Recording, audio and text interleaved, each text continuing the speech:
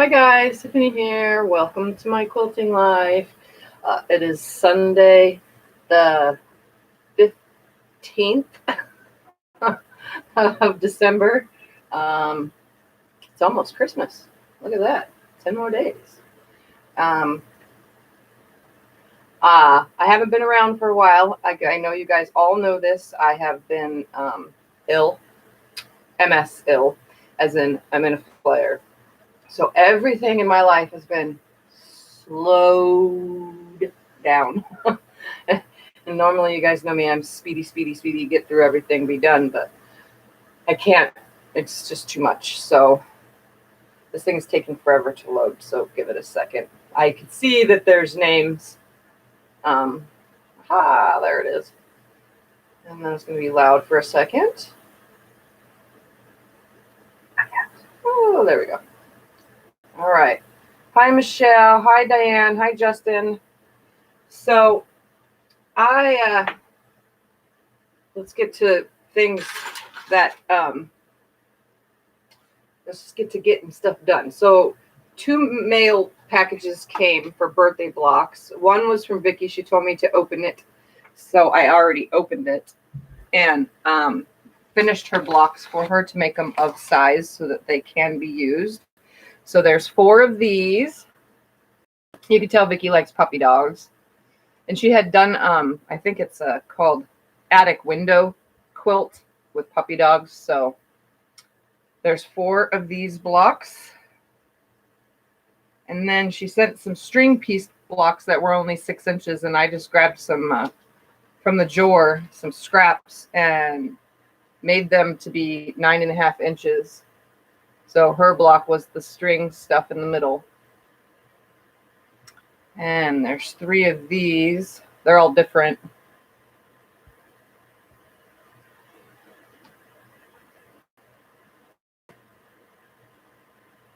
And then also she had sent me, and I'm still going to try to figure out what to do with these, some butterflies that were embroidered. And I got to cut the embroidery stuff off, the stabilizer paper stuff, and then I'm going to make some blocks out of this because you guys know I love butterflies. So there's 4 of these, and they are gonna go into the quilt as soon as I finish those. Like I said, I'm super slow, so getting this stuff done is taking forever. And then the other mail, I think this is from Kim in Data, Texas. We'll read the card first. Hi, Tiffany. I have enclosed 2 blocks for your birthday quilt. I honestly can't wait to see how it turns out. Love your videos. Inspiration in Tennessee. I've also enclosed a label in case you would like to attach it. Either way, your choice. Happy birthday month. May many blessings to you and yours. It's from Kimberly. Yep. So this is all that's here, and there hasn't been anything else. So there's a tag with her name on it and instructions how to put it on. And she did churn dash with dark blue and like an aqua color with little white specks on it.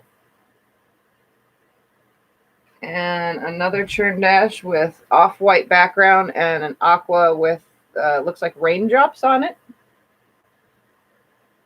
So thank you, Kim. I will figure out how to do, it's probably iron on, so I could just like stick it in the center. So I'll figure that one out. All right, so thank you. So that's all that there was for that, and the mailbox has been empty since, so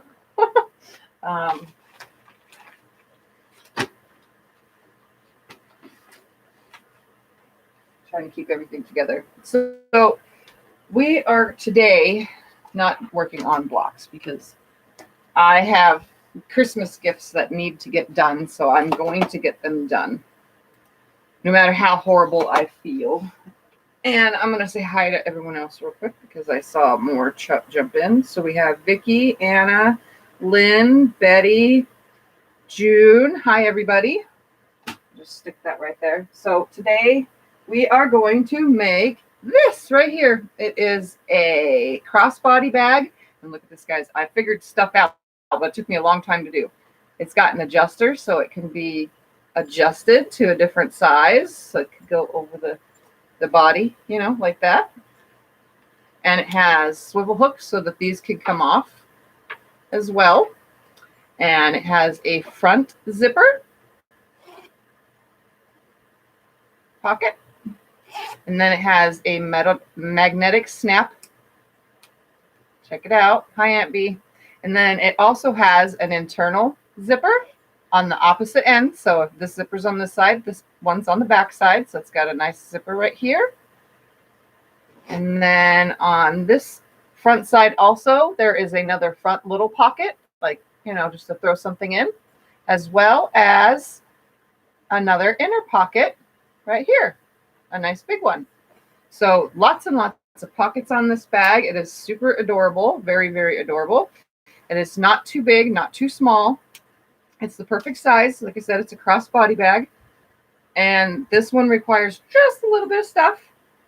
So yeah, this is the front and that's the back. So it's like a mirror image on the back, if you didn't notice. So it looks really cool. Either looks like it's going down or going up, or it looks like it's chevroning.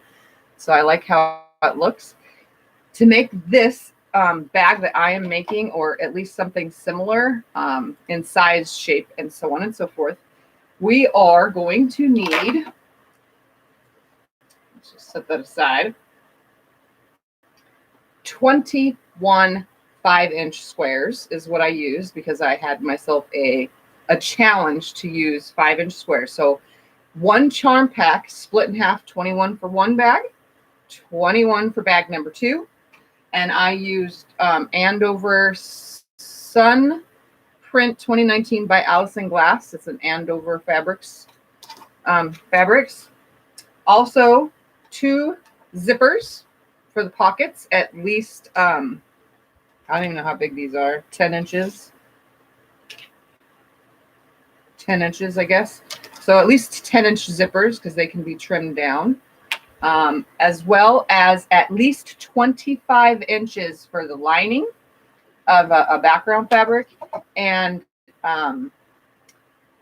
16 inches of fusible interfacing. I had to think about that one for a second. And then some batting. So this one, I am not doing much quilting on it. This one is just stitch in a ditch. So it made it really simple. It did take me all day, and this will probably take me a while, but we're going to get this done. So first of all, I am going to put all this aside. We'll leave this like right here so it could kind of be seen. Here, we'll turn this. Hi, Delilah. Hi, Michelle. Oh my goodness, stay right there, Mr. Bag. They do stand up on their own. But because I'm on video, it doesn't want to, but it's been standing up all day. All right, so I'm going to start with my 21 squares. And what I'm going to do is I'm going to put them, because these have writing on them, I'm going to put all the ones with writing on them in one pile, all the ones with the flowers on them in another pile, because I'm going to pair them up, and then all the other ones with this miscellaneous stuff on them. See that? Miscellaneous, they got scissors and apples and like whatever. I'm going to put these all in another pile, so that way I can pair them up nicely, because I want to mix my colors with 2 contrasting colors per piece, so that we can start by making half square triangles. So what I'm going to do is I'm going to take 2 contrasting colors. So say these 2, and put these 2 together. And then these 2 can go together. And then say these 2. No, yeah, that's contrasting enough. This one's contrasting more. Those 2. Those 2. those two, those two, those two, and there'll be one square left over, just so you know. Yes, I know it seems weird because there's 21 pieces, but my one leftover square is actually going to go for that one inner pocket. Next thing we're going to do, now that they are all paired up, is I'm going to draw on one side of every single piece with a pencil.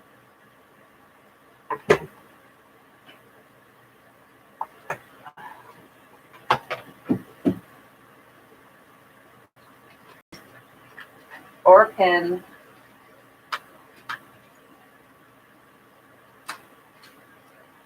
Pencil or pen, it doesn't matter because you're going to be cutting on the line anyway. Let's see, hold on. Did I say hi to Aunt B? I think I did. Betty. So, oops. Hi, Aunt B. Hi, Betty. Let's see. Hi, Michelle. I think I said Michelle. Delilah. Cindy. Hi, guys. And I'm sorry that the thing is spinning. At least it is on my phone. Sometimes it does that, though, on one device and not the other. So I'm going to draw a line from one corner. I know you guys can see this. To the other. So just draw a line from one corner to the other, like so, on every single one of these pairs, because we're going to chain piece the whole lot of them all. So I'm just going to put them right sides together, draw a line, and we're going to be chain piecing all of these to make half square triangles. And everybody knows how to make a half square triangle, but this is just how it's done.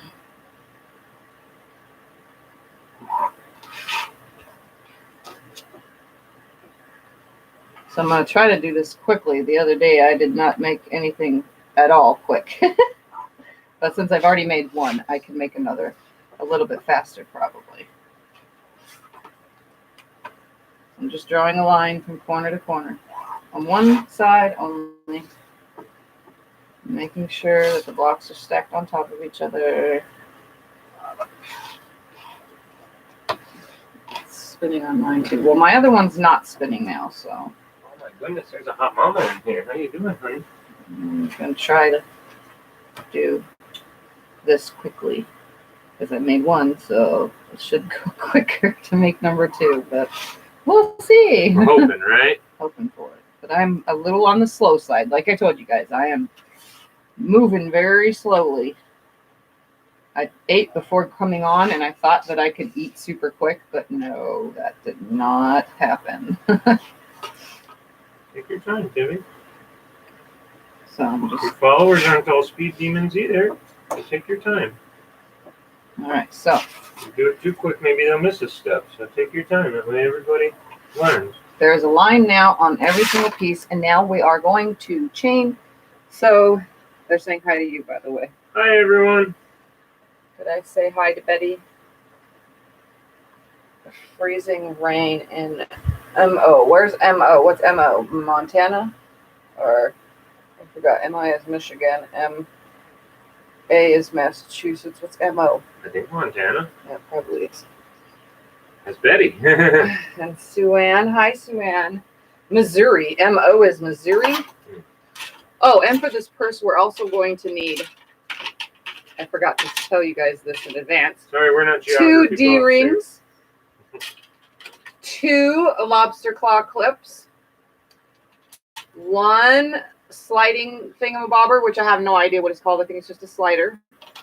And the magnetic pieces for the he and she sides of the magnetic pieces and the things that hold them.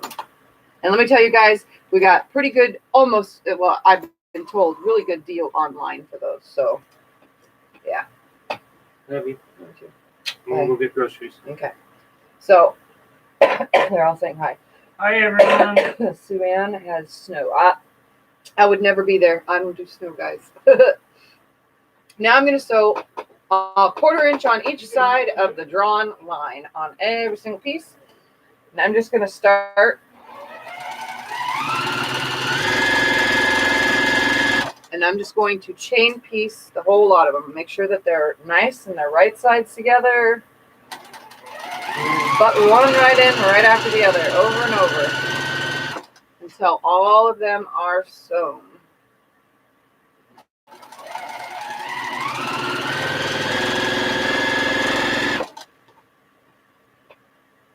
This one is a little bit simpler of a bag. Less quilting. Well, you don't, I mean, you could probably do more quilting if you wanted, but this one is a lot simpler. It's not very big. It's not too small. It's the perfect size.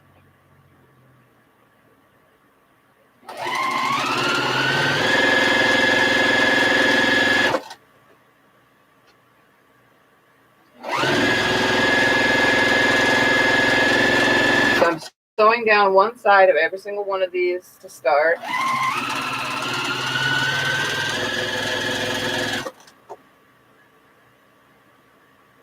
Oops. It'd help if I was sewing on the correct side. I almost sewed down the wrong side. It's not okay. Hey Betty, Missouri. It's 4 degrees here in London. Lots of rain, but it's 12:30 a.m. Holy moly! That's cold. Very cold.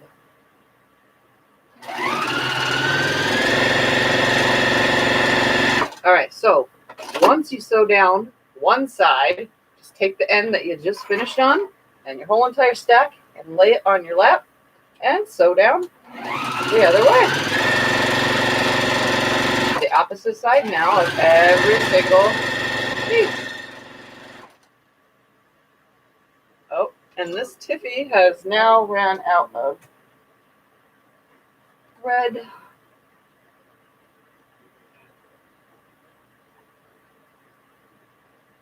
I'm just gonna put a tie in it so that I could just pull it through real quick.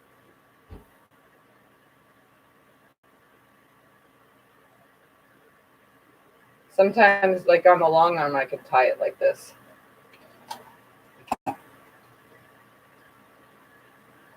But I don't want the thing to get stuck in the needle, which is what happens every time. So I just tie it to pull it through. And I just have to thread it.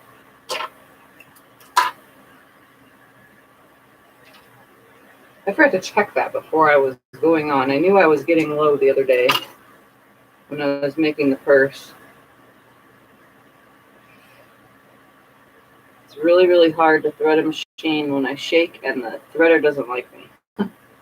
I haven't been able to do it since the day I did it at one time. Where are we? Tiff, I need to come there and get a room with 2 beds, set up our machines in the middle. Then we can sew, chat, and lay around if we need. Hi, Brenda. That would be awesome, guys.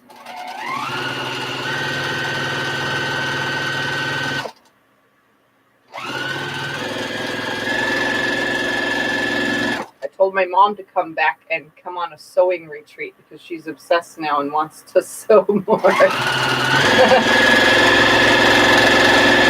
Can't just make 2 blocks. You gotta make more.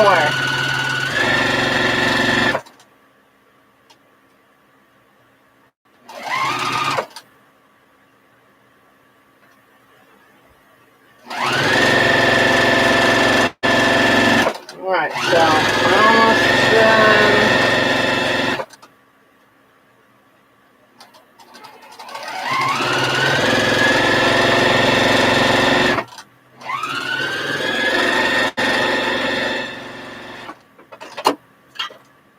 All right, so I'm gonna throw these over here because I need to now cut them in half on that drawn line, and then we're gonna trim them down. So you can either press them first and then trim them, but if you have a slotted trimmer ruler and or the Cozy Quilt strip tube ruler, that works just fine as well. That's what I use.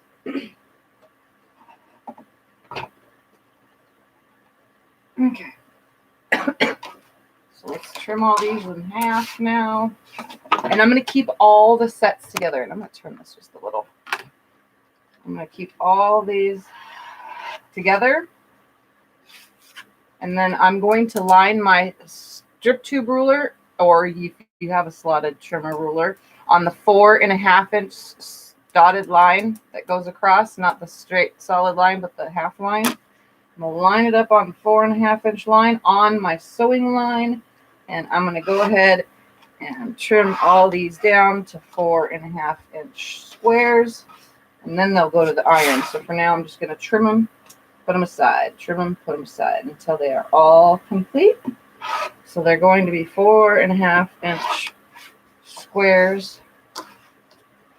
So I do pretty much every step right here with the strip tube ruler.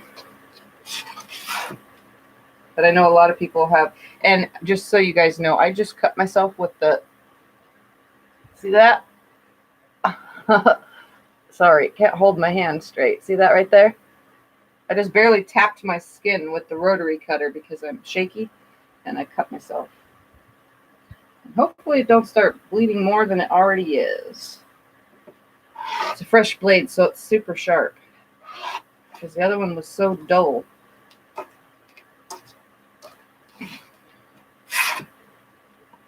Just be careful. Don't be like me, working when you really actually don't feel very good at all. But I got to get things done. I'm kind of behind on all the projects that I need to do. I yarn it out. Let's see. Okay, hi Lynn. Let's see. Anybody else just joined? Wish I could come quote them. Trim the dog ears. I'll do that after. I trim them afterwards. I'm kind of like an extra step, kind of whatever I'm doing, I guess. I don't know. Or you can just do it from this position and you just come right here up on the corner and trim them off like that. That works too, but sometimes it never gets it properly. So I just wait till the end and then I trim them off. For now, I'm just trimming them all. And I'm keeping all my little sets together because that's how I made the mirror image on the back and the front of the bag. Now, you don't have to do that. You can do it scrappy, but I kind of like the mirror image thing. I think it looks really cool. And these bags actually are going to be different. They won't be exactly the same because some of the blocks, some of the squares in each one were different. They weren't exactly the same. So I split them up equally, though.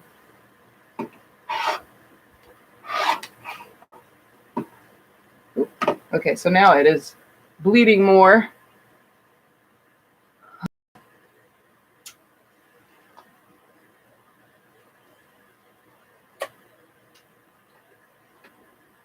I thought I had a little tissue or something.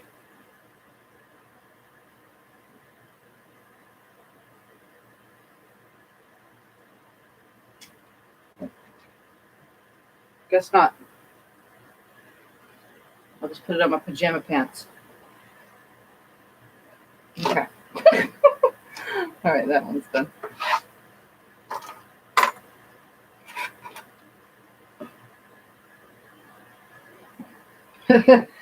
Actually, I do need to... Give me 2 seconds, guys. I'll be right back. I'm going to get a Band-Aid because now it's just bleeding. My Band-Aids are in another room. So just watch the screen.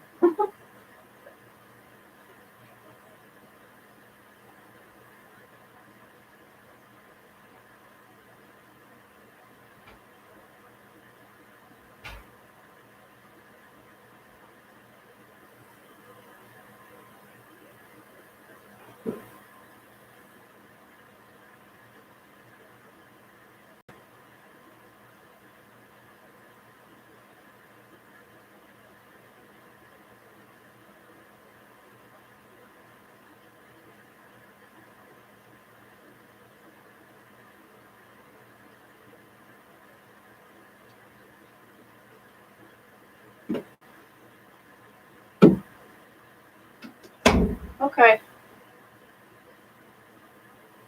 Crisis of blood everywhere averted.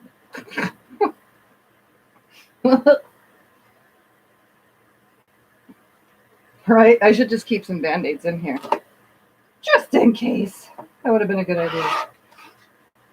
It's a good thing I keep them on the counter anyway in the bathroom. Makes it easy to just grab one and go. But I do tend to have a lot of problems with my fingers, so I need Band-Aids all the time.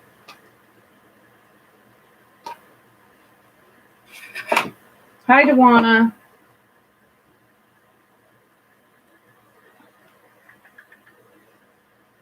Oops.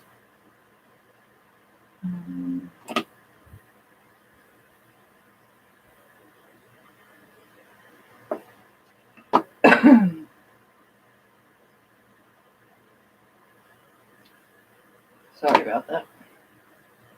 Trying to do 200 things at once.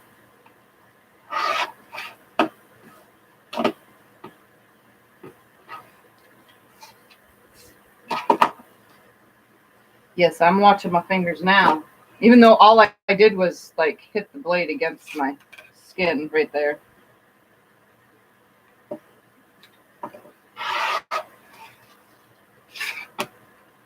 All right, so after I finish trimming all these, then we'll go over and press it. I think this is probably the part that takes the longest, honestly, is the trimming of everything.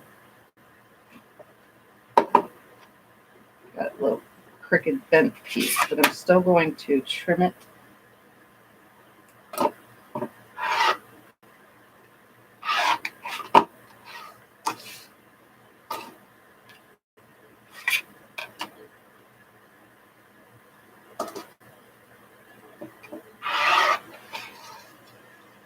Oh, she was the boss's wife. Who's the boss's wife? I've been staying up nights with my brother in the hospital, so been gone. You put birthday blocks together? No, I have not put the birthday blocks together, Brenda, but I will be soon. I need to get the purses done because I know that it seems like they take forever, and I really wanted to be done with the birthday quilt before the end of the year, but I still actually have my diamond quilt on the long arm. I've gone out there a few times and did a little bit of work, but I get really, really tired really easily, and standing is not very fun. Just ask Justin. He was recently here, and he realized I spent a lot of time in bed. Usually I hang out and at least watch movies in a long arm or work in here, but I haven't been doing any of that. I've just been in bed, a lot of in bed, which kind of gets boring after a while, you know. So I come in here the other day to work on the bag, and then that other week when I worked on a bag, but instead of doing them live, because they took like, I don't know, about 14 hours.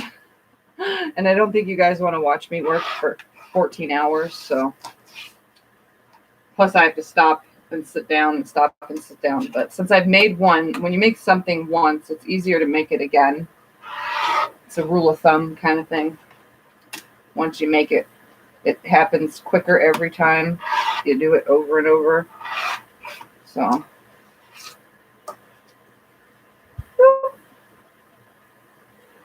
that was to a pink blade. Man, it was sharp. I never felt it just started bleeding. I didn't feel mine either. I just realized it when I saw blood. That's how sharp these things are when you put fresh blades in, guys. So for all of you beginners, be very careful with your blades. All right, one more piece. And the cool part about the next step after putting these together, once we go to build the bag, you guys are going to like how it's put together. If I can remember everything exactly. But it goes together pretty darn quick. For anybody other than me right now, I should say. Okay. Let's go over to the ironing board. I'm going to turn this now. And there's a disaster over there.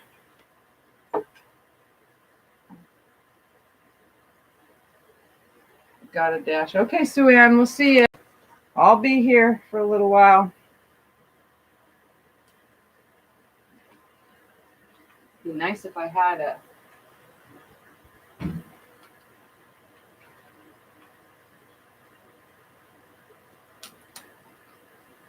plugs.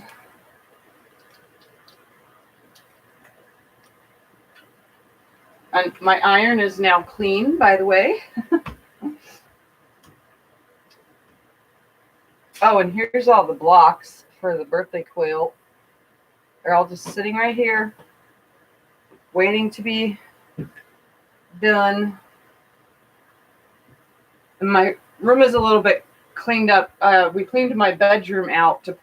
I have like a shelf with doors on it in my bedroom, and we took all of my tattoo equipment out and put all of my quilts in, and then I decided to reuse these stackums that were in there that had tattoo stuff in. I just took it all out and we washed them, and now I have like a drawer filled with zippers because some of my zippers came in the mail, and a drawer filled with like the little supplies for the purse because we ordered it and it came, you know, and like pins. They're really kind of empty actually right now, but I will start filling them.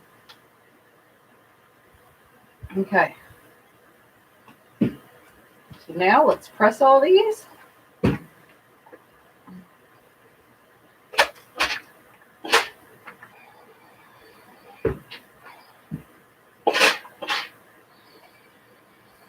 Mr. McSteamy is clean.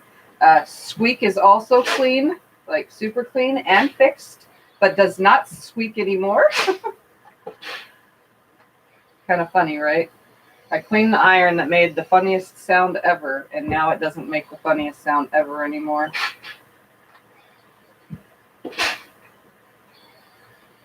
So I'm just folding them back one side or the other. It kind of doesn't matter. Just try not to stretch them or anything.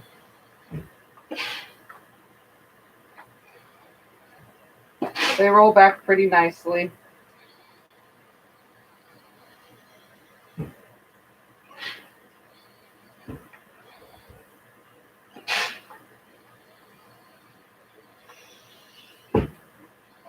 And this one's cute with the two flowers together. And I can't see comments right this very second because I'm kind of not totally close to the screen. So when I get back over that way, I will read them.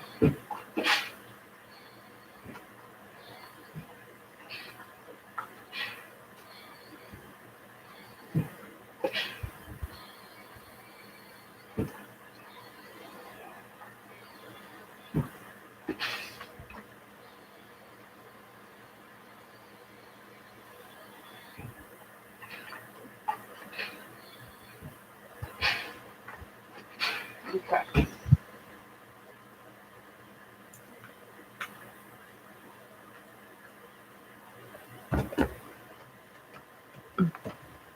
All right. What?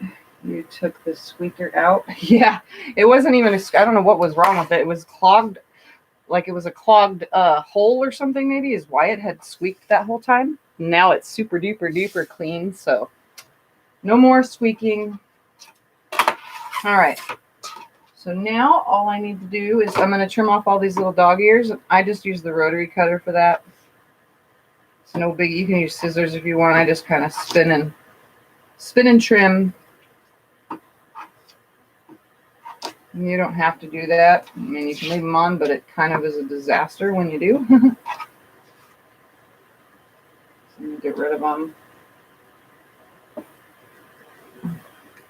Oops, I already did that.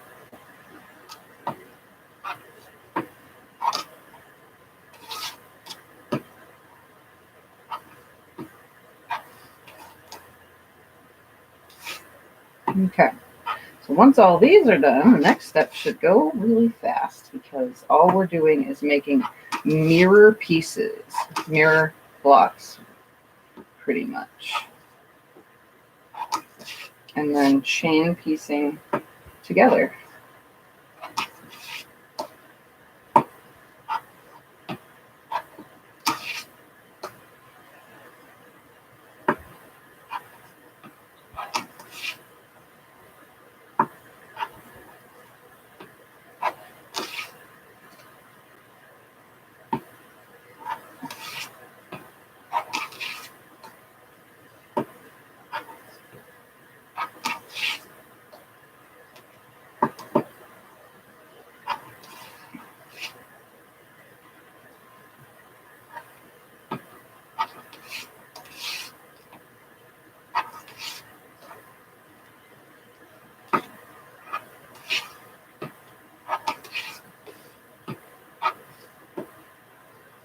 Okay.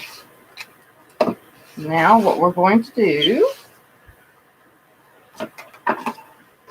set that aside.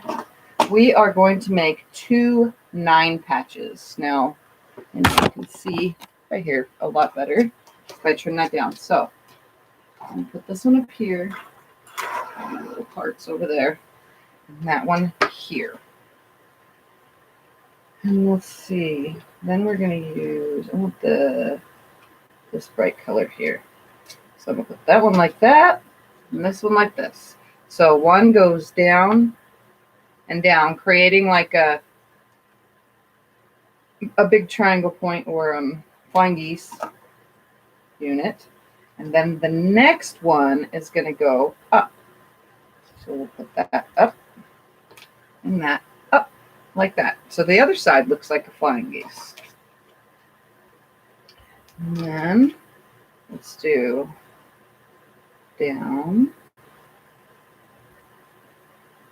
down, moving them. So I'm trying to do 2 at the same time. Let's do this one. Down, down. I'm putting the same color to the same direction on both. Like that. Let's use this yellow. Up like that. Up like that.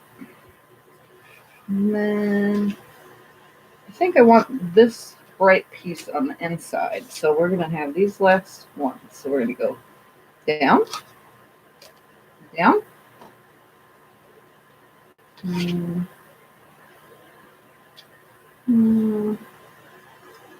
like this, and that way, and that way. So it's creating that. And last piece goes this way and this way.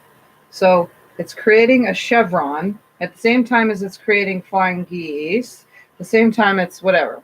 So you see where it's going here? It looks really cool. How much percent of the item next week's when you push the button? Could have made a fortune.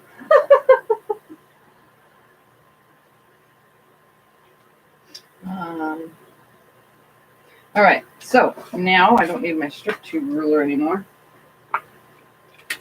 Now the fun part. Oh, and you should have 2 pieces left. We are going to put these 2 together because they're going to be in inner pockets. So I'm just going to go put them together now, however you want to put the last 2 together.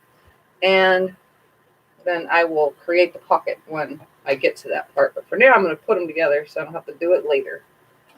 And I'm sewing with a 1/4 inch seam without a guide, but that's okay because I don't need it. All right, so I'm going to throw that aside. And now what I'm going to do is come close to me with these like this. And we're going to chain piece the lot of them together. And I'm going to put this back up again. That way you can see me when I'm upwards. Okay, so now right sides together from the middle to the left, middle to the left on all of these. And then this one, middle to the left. And I'm going to start with this set, only because it's right here in front of me. And I'm going to chain piece the whole group together. 1/4 inch seam. Leave that on. Grab the next. Make sure they are right sides together. They're aligned nicely. 1/4 inch seam. Grab the next one. And there's no seams to match except once we put them together. Come to the top. Just press one right, then one left, and then one to the right. Grab the next pieces from the top.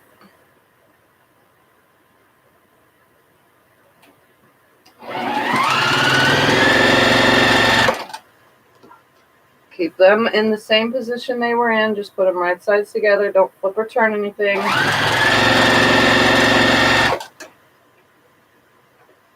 Next one. There's nothing to match up. No nesting seams. And now, right, left, and right. And then we're going to put them right sides together because it's all attached. Right sides together. Sew on down, nest your seams.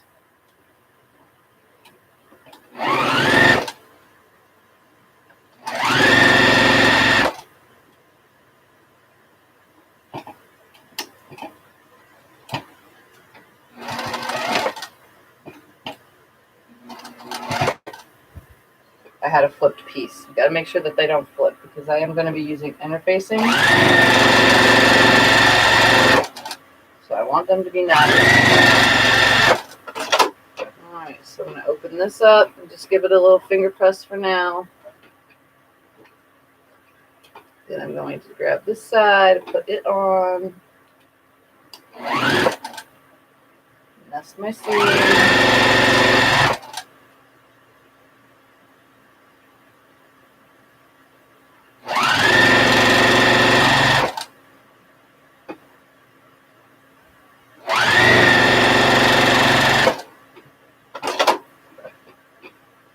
And when I get to the iron, oh, that one did not match up. Oh well, I don't care. Then I'll press that nicely. So now let's do this sit.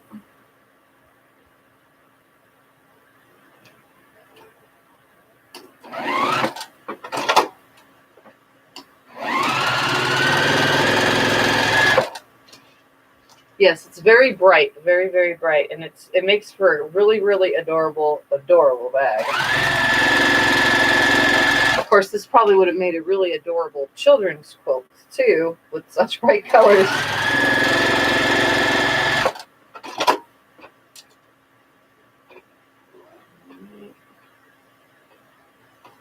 Left,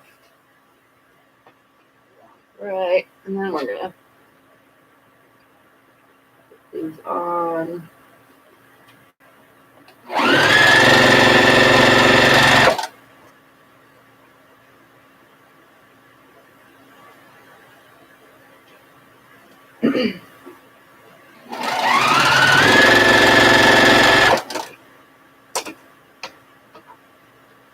And get this one on.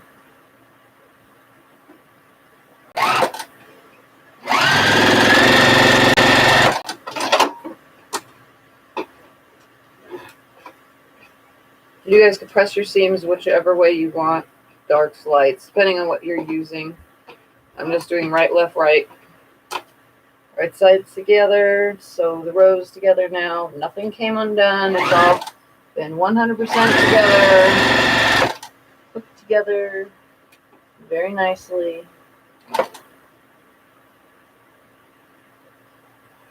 And I didn't even press anything yet, just finger pressed.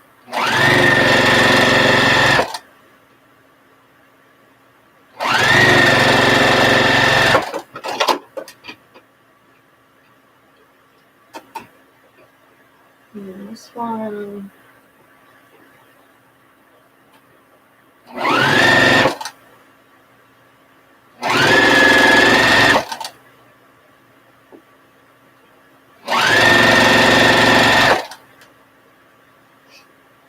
And coming to the last and final seam, which does get nested because it has one half square triangle going each way. So now these are exactly the same thing. Now to take them over and press them. So I will turn you guys around. Why should the kids have all the fun, right? All right, so I'm going to take these over. I'm going to press them nice and flat. Sorry, I have balancing issues. I can't stand up straight very well. I'm going to press from the back first because all the way These seams are kind of chunky, so they lay better if I just press from the back first.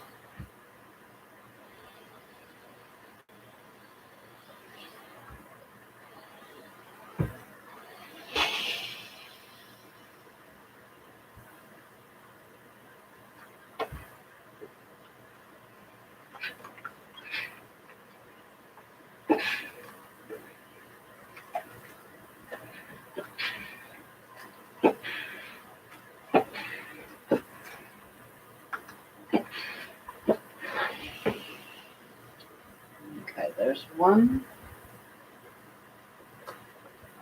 This one seems to be going to lay that way. I lay them the way they lay flat. It helps the bag lay flat too.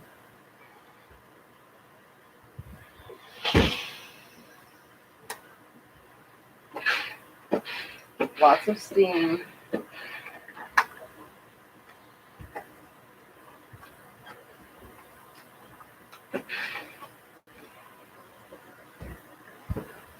Okay. So now, look as flat.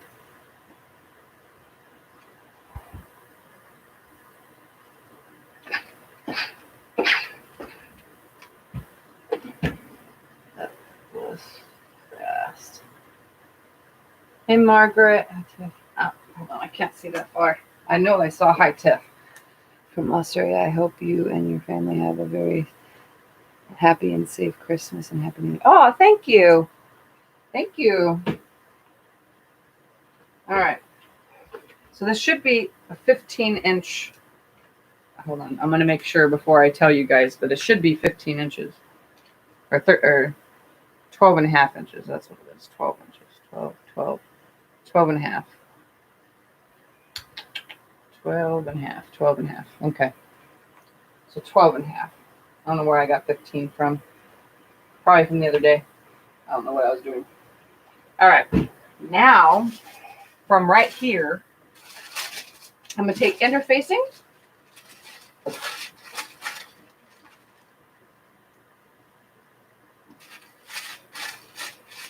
I'm going to lay it right here. Grab a pair of scissors.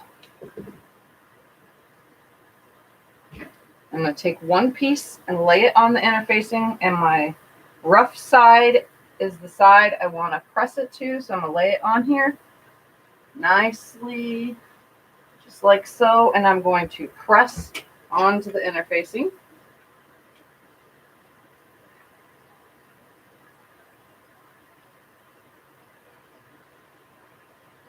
From right here at the ironing board. Trying not to iron past the piece. And then I'm going to take my scissors and I'm going to cut the interfacing away to the size of the block.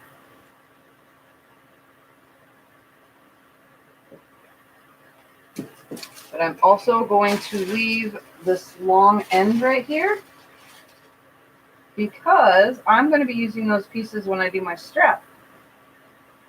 So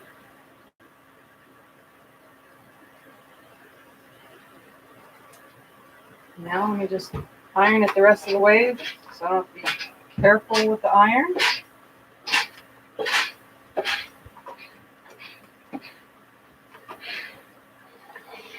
So there's one block with interfacing on it now. Now, leaving that end piece like that, doing that on purpose because I want the long strips that's going to come from this for my strap. So I'm going to move that out of the way. I'm going to grab my next piece. I'm going to lay it up here at this top. Lay it on there nicely. And this last one, I can actually go ahead and cut the side now. So you need like 25 inches of interfacing for this project.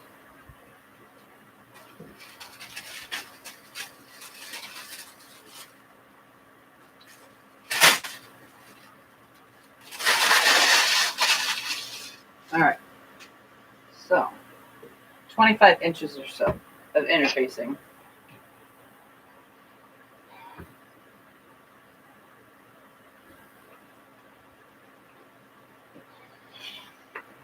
And I'm going to take this whole long end piece here, because that we're going to use towards the strap, like I said. So that long piece, keep it for your straps. So I'm just going to set it aside, and then I'm going to finish pressing this.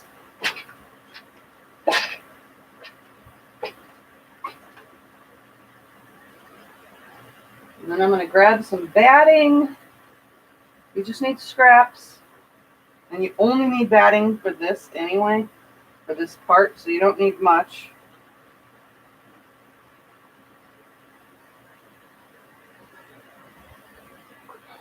Okay, so that's done.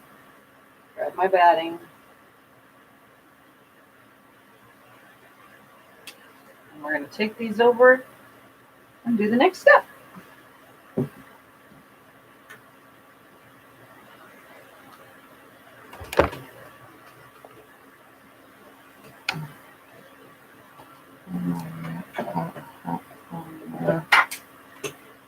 Hi, Linda.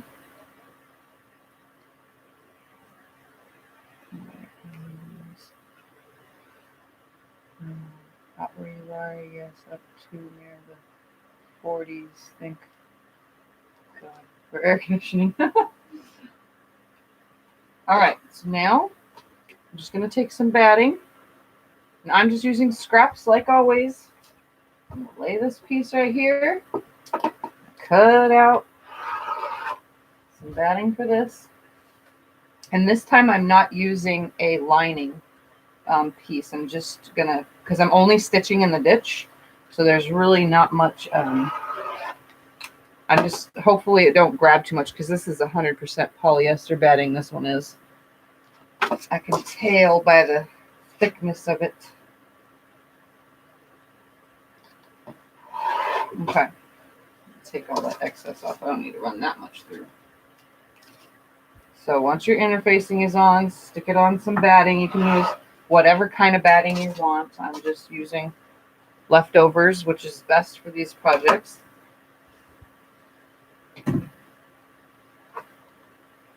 And now what I'm going to do is roll a white bobbin, because I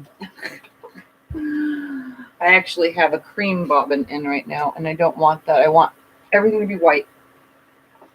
So I need a white bobbin real quick.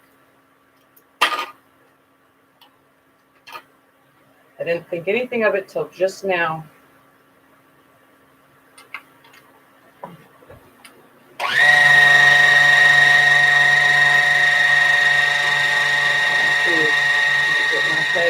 For Christmas, we are in drought at the moment and bad fires. Just wish we could get a lot of rain.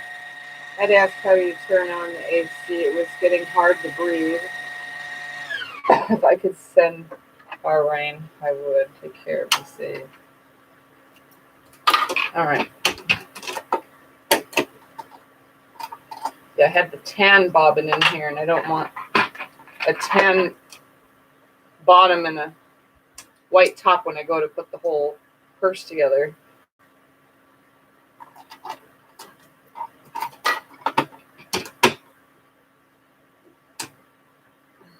So now what I'm going to do to keep this project on the quick and easy side is I'm going to stitch in a ditch all this whole entire, what you would call a block now, because that's all it is a block right now in this stage, with some interfacing on it. And I just used Pellon something or other. Don't ask, because I really don't know. You guys all choose your woven interfacing differently. I just chose a Pellon stuff. It's not very thick. It's a lightweight. All right, so I'm going to start by sewing around nice and tight around this edge. I'm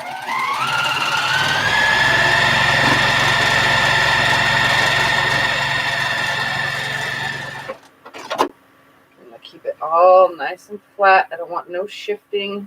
So I'm going to start just around the edge first.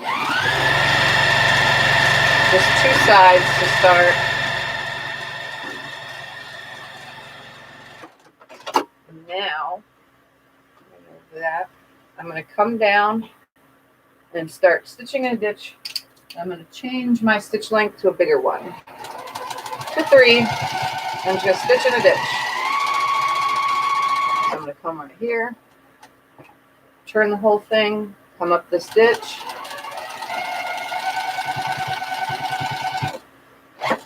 turn it around,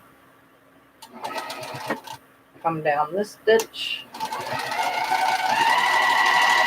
And if you have colorful thread for something like this, I do, but I didn't pull it out. If you have like a really pretty colorful thread, I would say use it for a project like this, like a variegated color changing thread. That would be really cool. Hi, Tammy. I'm not, but I'm still doing my thing. I'm not as sick anymore. That's a good thing. I went on antibiotics, and I finished them. Last night actually was my last night on antibiotics.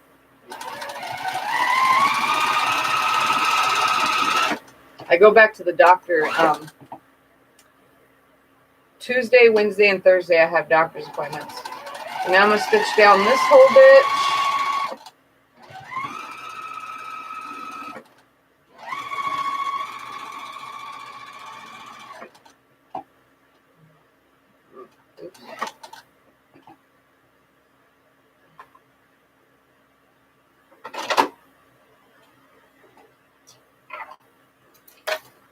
Come down this one now and go up and down.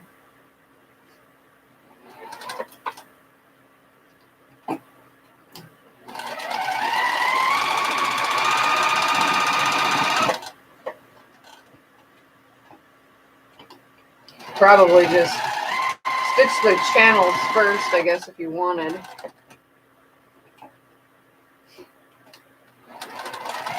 Guess I'm making it hard on myself. We're going up and down.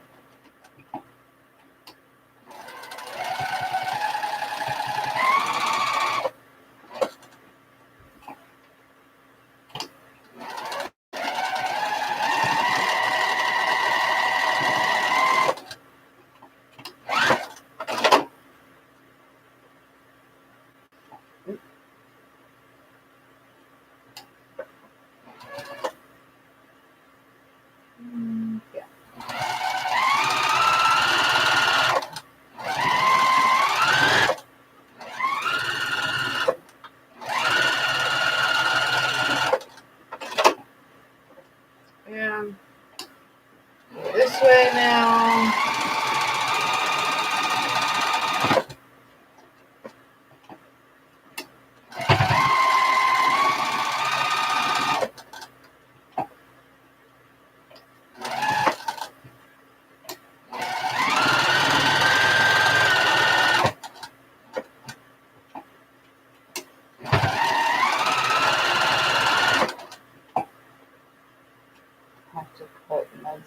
Okay, Diane. Hi, Suneda.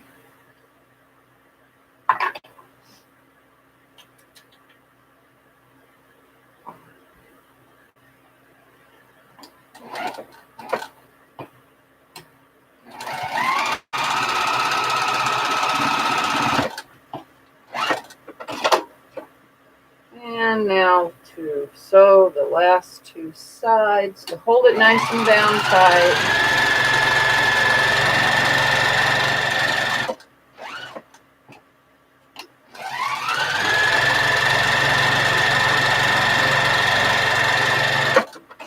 And I think I got every seam. Yes, I did. Done. So you can go all the way around it like that.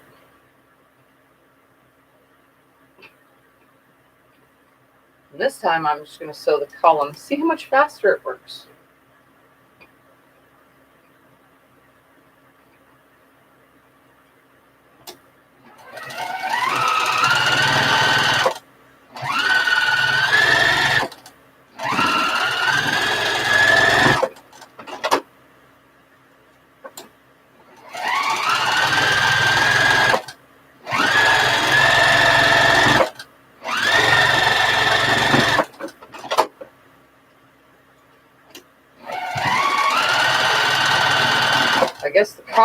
seem to be going faster.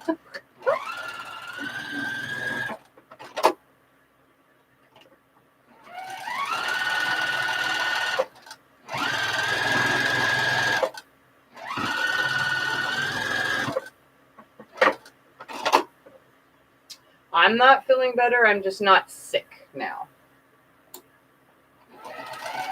Which I'm still in an MS flare attack episode. Same thing.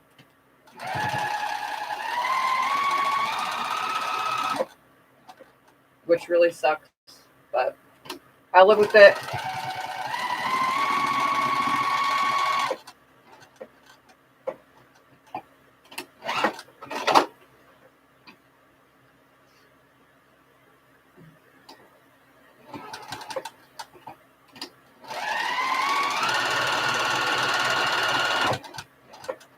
Okay, let's get this done.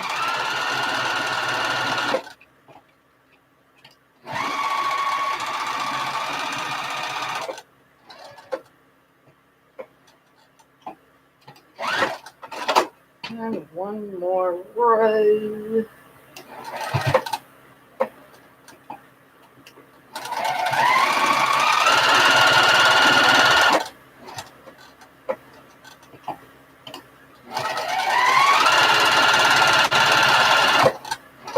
My stitch in a ditch is pretty sloppy today, guys.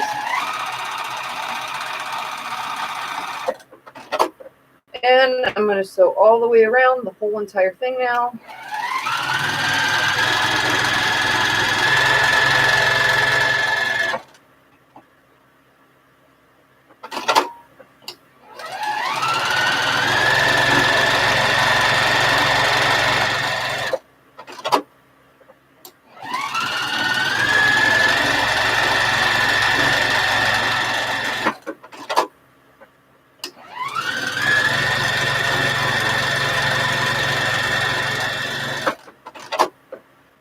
I am making this bag right here.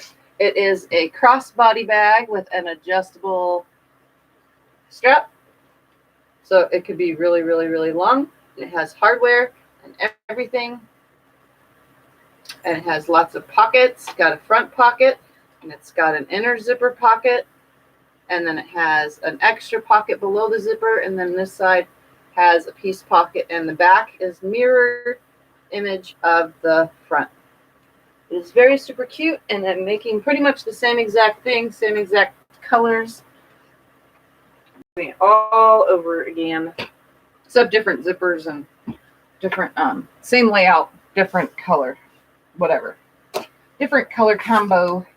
All right, now I'm going to trim the excess batting off.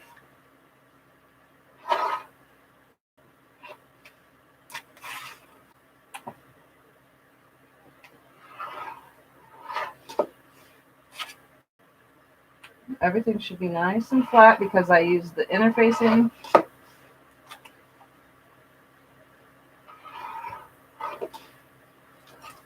right, so there's that.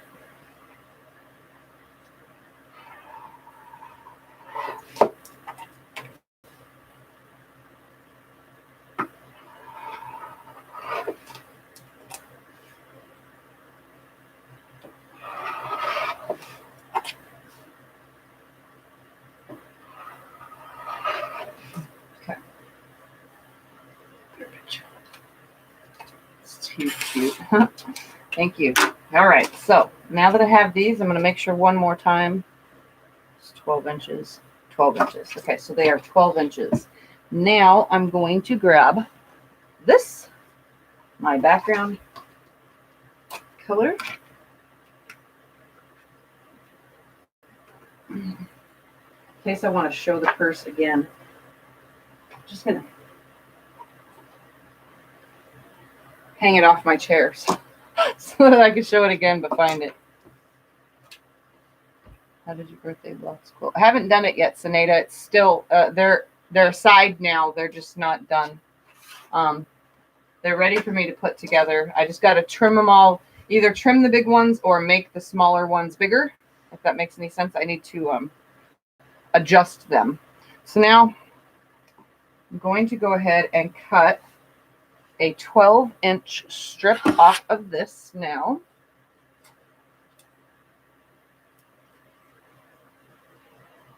Right.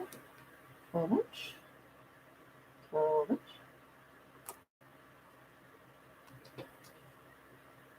Everything's lined up. Everything's nice, nice, nice.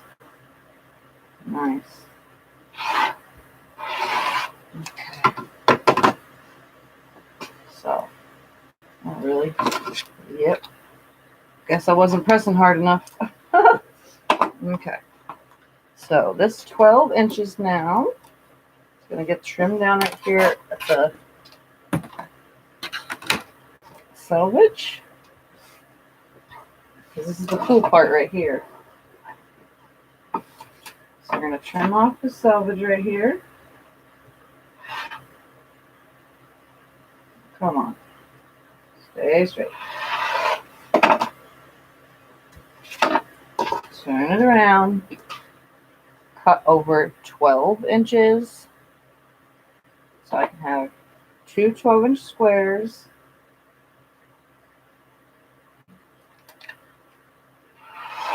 Okay. So here's my two lining pieces. Now, from this bottom part, I'm going to see how far down it is. I'm going to come over. I think I did 7 inches last time. About right there.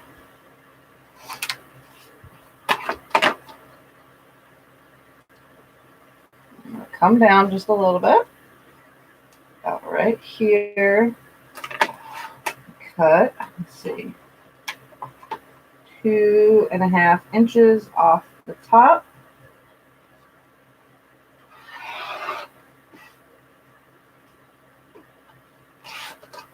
Set that aside. And then I'm going to cut 2.5 inches off a side.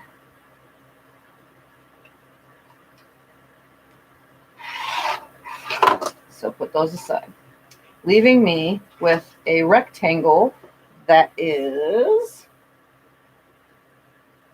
17.25 by 9.5. And now what we're going to do is I'm going to press this real quick so that it's flat. Oh my God, that's far. Just real quickly, I'll be right back.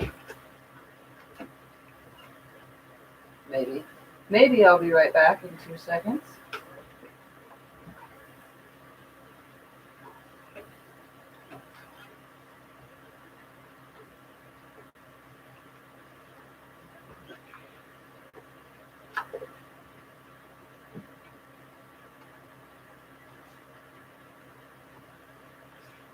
Hi, Sylvia. Okay. Now what I'm going to do is take a pin and my ruler, and I'm going to put my ruler down right here. I'm going to equal the ruler out just like so, and I'm going to come 1 3/4 inches down, and I'm going to draw a line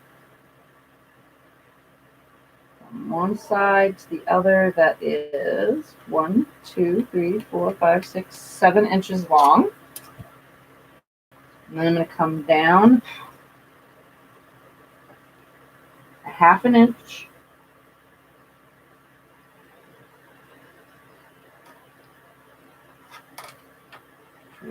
All my line. So it's 1/2 inch down now. I'm going to draw the line now this way.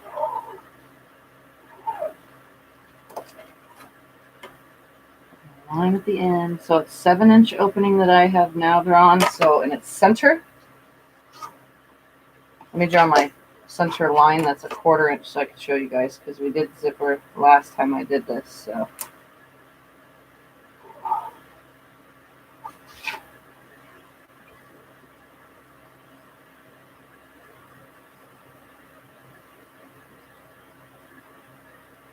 Okay, so what I have done is I came down 1 3/4 inches, and I drew my first line, and then a second line at 1/2 inch away, and then a 1/4 inch line in between, and made 2 V's at the end.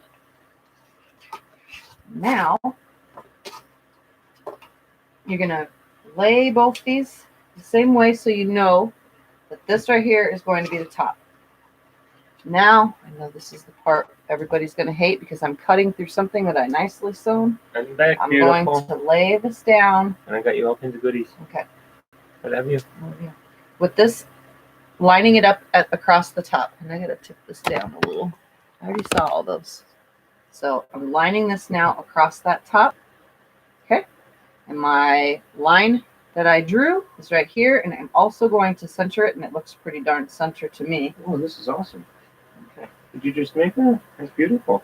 Yeah, it's to match that. Okay, I'm just complimenting you. I think it's beautiful. I'm going to put some pins in here and make sure that your fabric piece that you are using is right side together with this.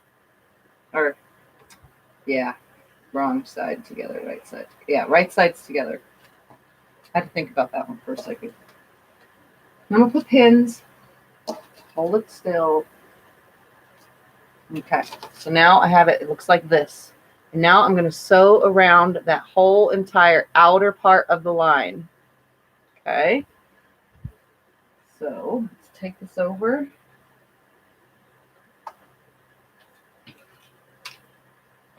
I'll lay that out of the way. Turned it off. Oops. Okay. Now I'm going to sew, and I'm going to change my stitch length to a 2. And I'm going to sew down that line. Take a back stitch when I start and stay on that line. So I'm going to sew very slowly. Very slowly.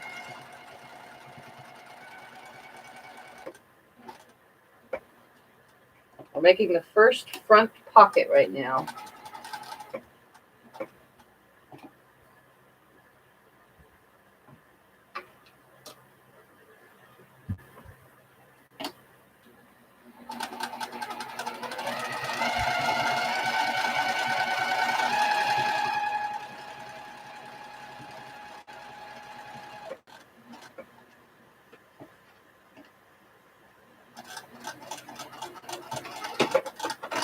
Okay.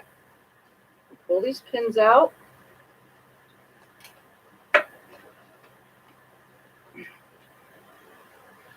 knew this was going to take me a while, guys. Took my pins out, and now trim away any excess thread real quick. I'm going to take my rotary cutter, and I'm just going to create my start of my line right here. Cutting on that line, so that way I have a slit on the line in the middle. I'm going to take some really nice fancy scissors, and now I'm going to cut that line up to that little triangle, and then I'm going to cut that triangle all the way to the corners without cutting my thread. Literally, carefully, carefully. That's why I have the really sharp ones. So I'm going to go the other way now. Come right up. Make those little triangles. Literally trim right to my stitching line. So now I should have this. So you'll have 2 little tabs at the end and an opening. So now what you want to do is take this piece, pull it through like so. And then what we're going to do is I'm going to go ahead and press this down really nicely now. All this, I'm going to press it down really nicely. And I got to trim this corner a little bit more right here because it's not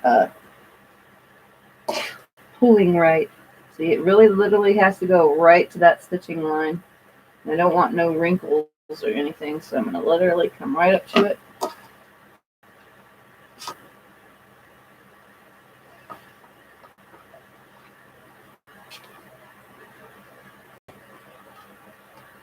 All right, that's much better. Right to that stitch line. Okay. So now I'm going to take this over and press it. So let's go over to the ironing board so I can press it.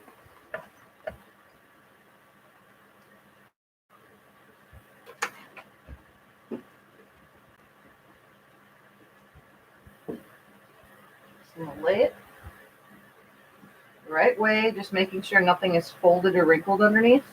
And I'm just going to make sure that all that fabric that I just pushed through is not sticking out on the top, that it is all pulled to the back.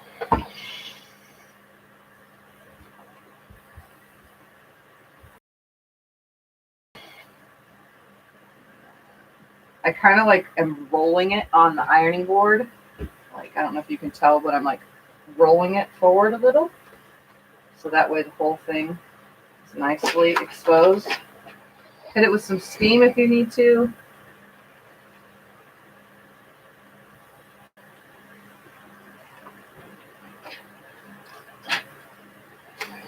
I'm going to fold it over now. Make sure everything looks good on this side. And it mostly does. Okay. Now, you should have something that looks like a mail slot. Okay? So everything is rolled on the inside. So you should have something like that. So let's turn this to right here.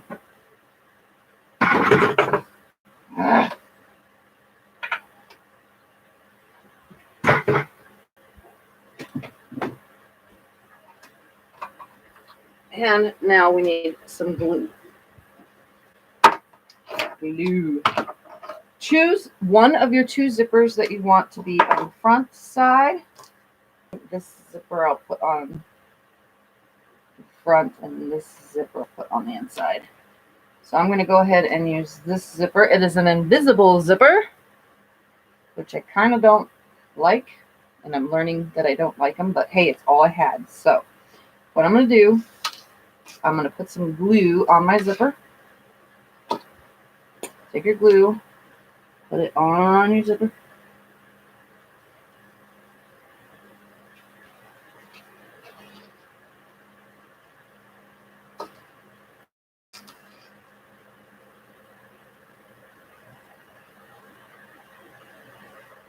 Try not to make too much of a mess, but so there's my glue. You could see it on the zipper.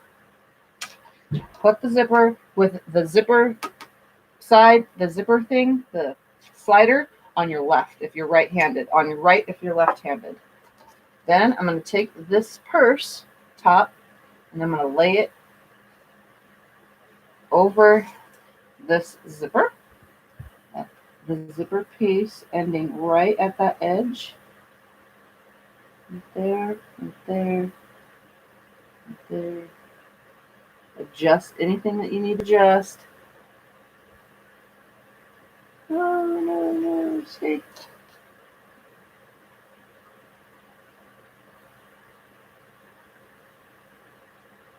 All right. It's not staying glued like I had hoped.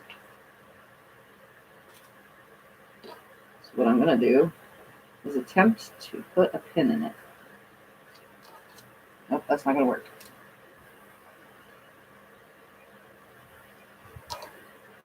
Oh, it's kind of staying. Kind of staying. There we go. Now I'm going to take it over to the sewing machine. So I can get my little zipper thing to stay. And I'm going to sew 1/8 of an inch away from this edge all the way around. And then I'm going to echo that away from that line as well. And I'll show you guys what I mean in a second. I really have to hold this zipper on because the glue is not holding like I had hoped in the position that I have it in. So I want it to stay nice. There's a vacation until the day after Christmas, or I'd normally be asleep now. Glad I get to catch you on your Sunday live. Okay, Brenda, that's awesome. What kind of vacation are you on? Just a holiday break from life? All right, so I'm going to come right here. My zipper keeps moving. Dang it. Make sure my little zipper thing is out of the way. Hold it nicely. Slide it under here. And I do have this one at a small stitch length to start so that I could sew this on. So I'm just going to slowly stitch all the way around. 1/8 of an inch away from the edge. Pivoting when I get here to the end. I'm definitely going to have to adjust the zipper as I go because it did not do as I hoped. The whole entire thing.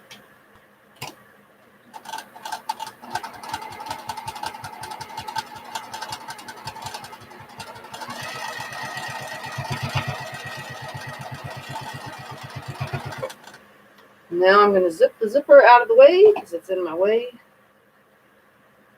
Carefully zip it out of my way, and it's an invisible zipper, so it makes it a little harder. Okay, there we go. Making sure the end's still together.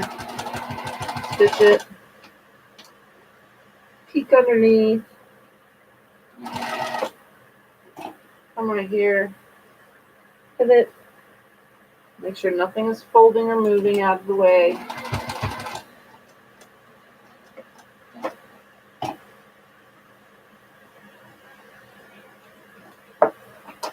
Find one of the snips. Snip my start away.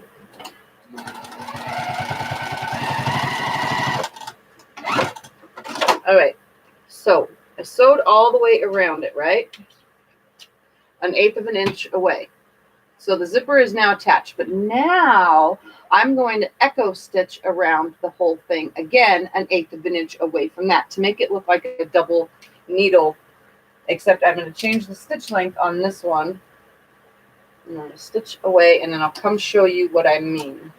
I'm going to stitch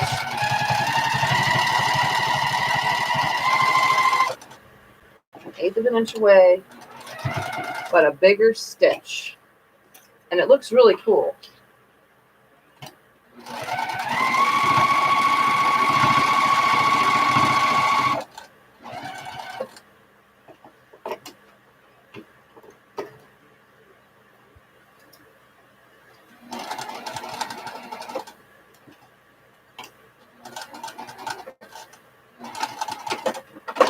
Okay. So now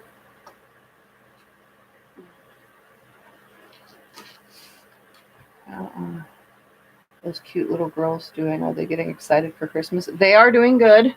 And one is excited for Christmas. The other one doesn't really understand Christmas. So she just knows gifts. So there we have it. And I did that double stitch all the way around it. So now the back side should look like so. And I'm going to take scissors now, and I'm going to cut away the excess zipper piece on both sides. I'm not going to use my good scissors.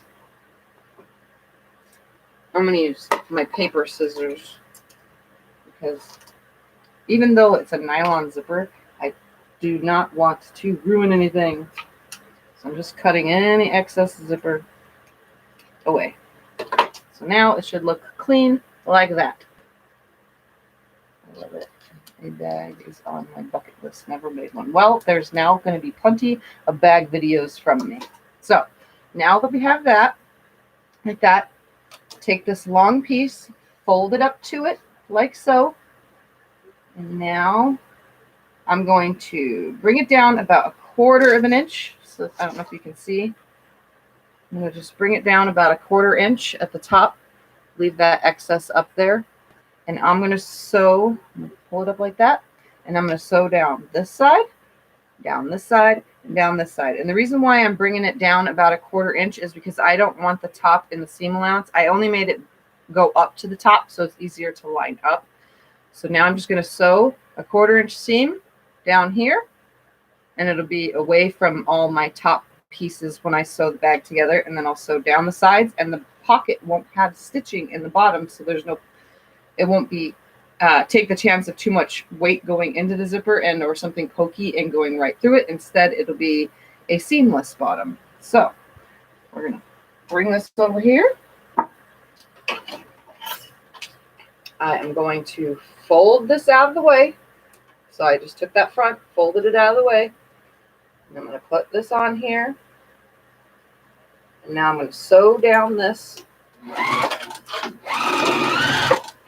I'm also going to change my stitch length. I want a nice tight stitch length. And now I'm going to sew all the way down this.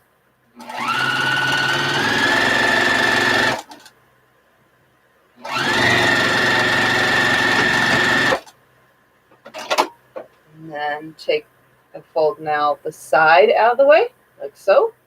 Sew down one side and then go to the other side and sew down the other side.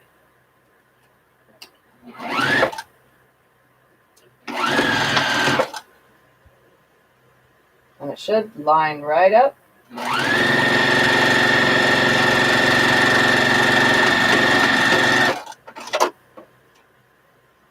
And everything's nice and stitched, and then you come over to this other side, fold it out of the way, stitch it.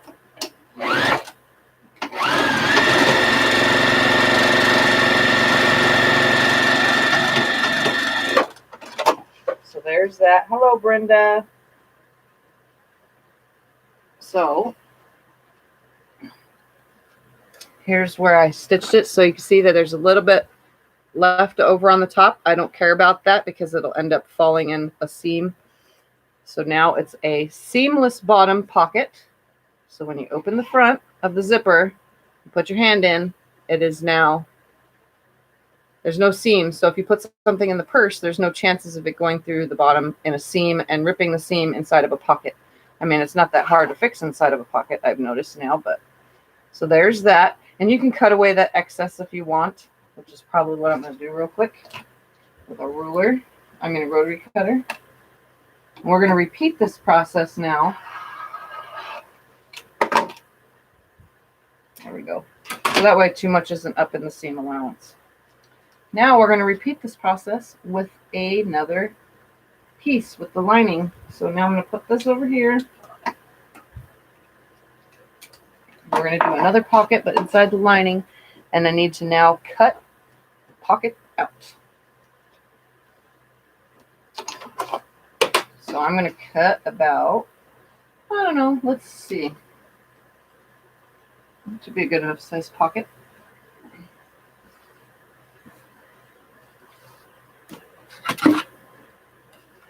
Let's just cut an 8-inch and an 8.5-inch strip. 8.5 inches, because that's how big my ruler is. So far I've used 12 inches and 8.5 inches off of this bolt. So I haven't even come near a yard of fabric yet. Okay. Now we're going to take the bottom fold because we want the bottom fold for the pocket. So we're going to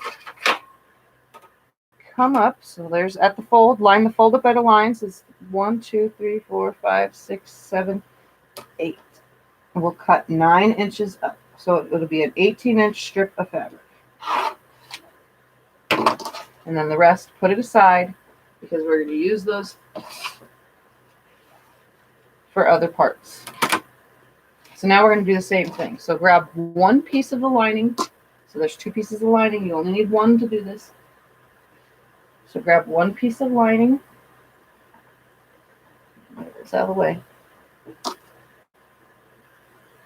And you're going to take your pocket thing, open it up, and it's going to go right sides together. And if you want to do it equally, you can say that is 1 3/4 inch on that side and 1 3/4 inch on that side. And 1 inch down. 1 inch down. 1 3/4. 1 3/4. Okay. So I'm going to throw some pins in it so that it stays, but I'm also going to draw my line. Again, you need another at least 9 10-inch zipper. I'm going to come over, draw my line. So I'm going to come down from the top. We'll just do about 1.25 inches. Draw my first line.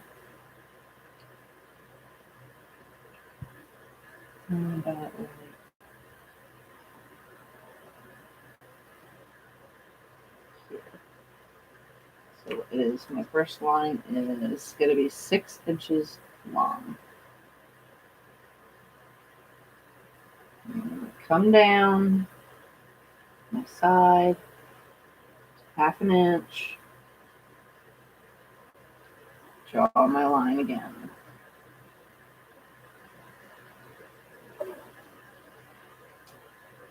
So I'm just repeating the process that I just got done doing.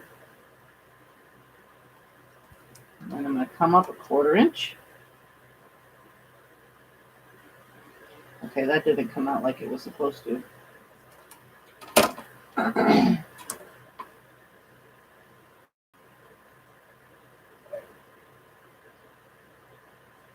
My line got messed up. My second line is the line I'm actually going to be sewing on.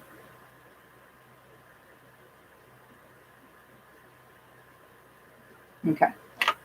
So I have a disaster going on here, as you can tell. So I'm sewing on the bottom line, but all that's going to be hidden, so it's okay. I don't know how that happened just now. I guess take an count for the size of your pen. This is a ballpoint pen. Now I'm going to repeat the process and sew all the way around this whole entire thing. And you guys have seen me do this pocket specifically before in another video.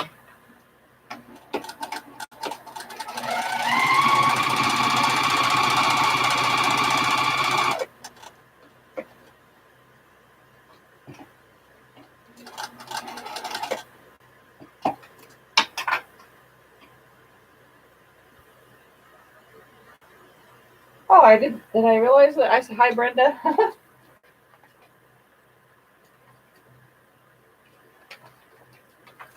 For anyone just joining, I am making a crossbody bag with lots of pockets and a button snap and a adjustable strap that swivels. So that's what I'm making.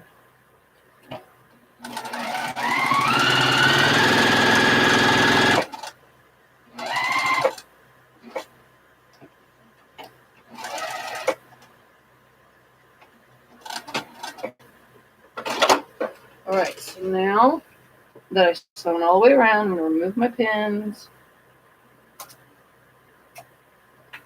The up and down part is what's making me take longer, guys, and I'm sorry.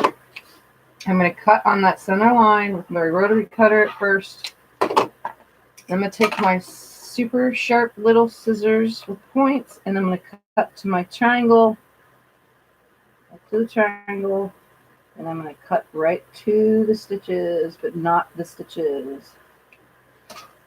It's kind of a little tough to make sure that that hits that point perfectly. Right there. Turn around and I'll show you. Cut to the stitches, but don't cut the stitches.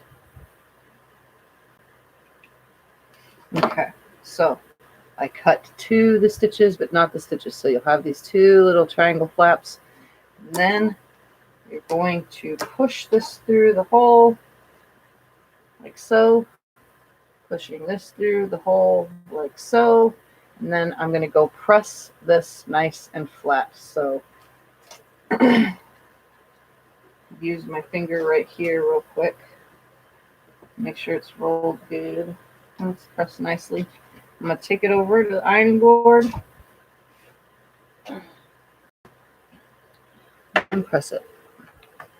Glad you're expanding into bag making. It's addictive. Yes, it is. But these are also holiday gifts for family members. So, and if your family members are watching, no, this one's not yours. So now I'm going to press it nicely.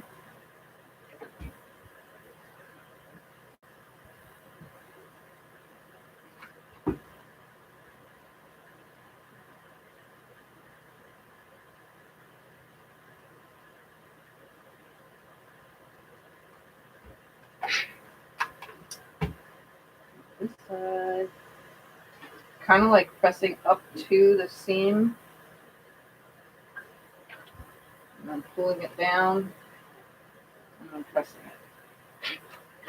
it. So it ends up really darn flat.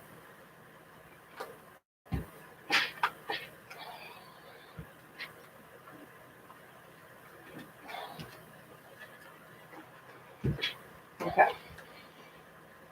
So now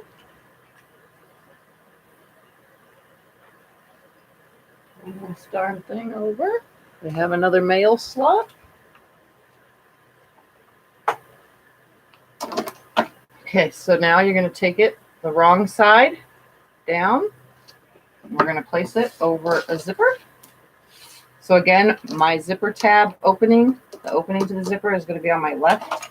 I'm going to glue this zipper. And I think it might glue better if I just do this. Maybe not.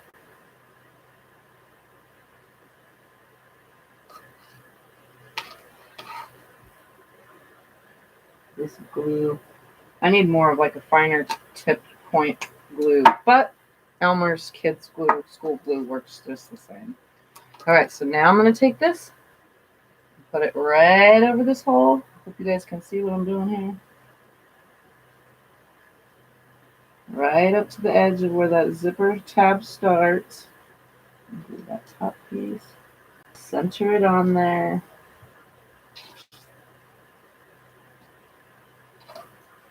Just where you need to.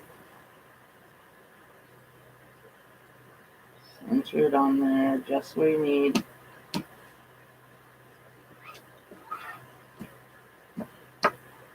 Ta-da. So now it should be glued on and look like this. It's glued for now. Now I'm just going to come over here and stitch.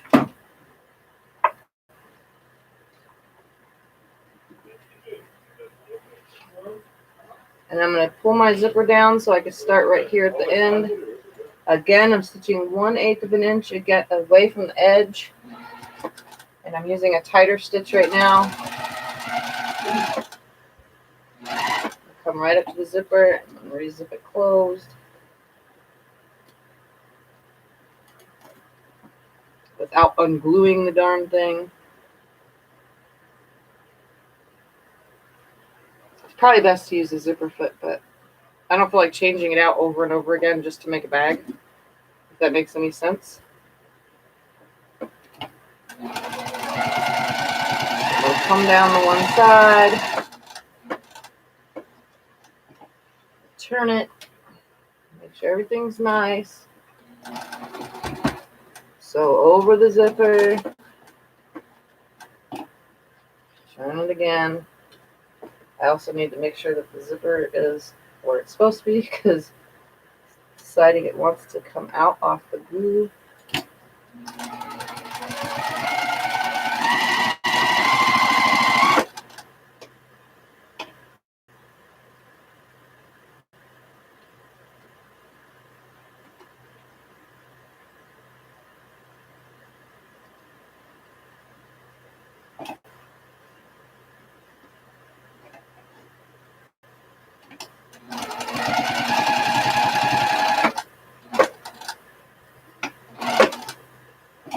Turn it, make sure that my zipper end thing is together.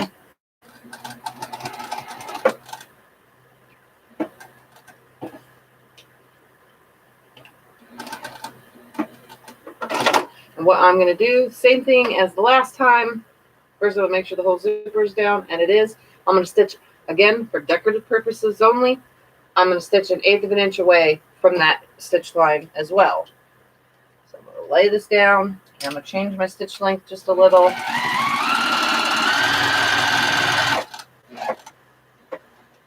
And at the end is the only time I really need to pay attention because I think it looks like a twin needle when I do this, which looks really cool.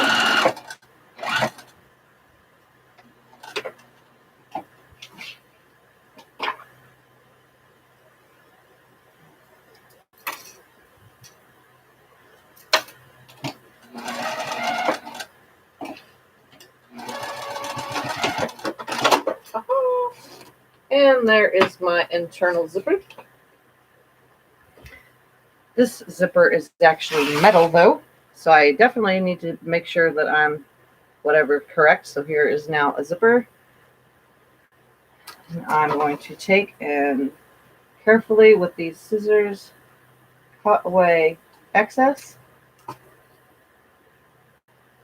away excess zipper. Throw it in the trash. And now I'm going to do the same thing that I did with the front. I'm going to bring the bottom part up to here. And I'm going to stitch. I'm going to fold that out of the way. See that? Do it again. So the bottom is now being brought to the top, like so. And I'm going to stitch this top piece by folding that out of the way and then stitch down the sides. We'll have a nice, I think I'm going to bring this one up a little bit though, because I just realized that when I cut my corners out, I don't want this to be too far down. So I'm going to actually cut off about an 1.25 inches, because I do have to cut my bottoms, and I just thought about that right now. See, I make things up as I go, you guys, 90% of the time.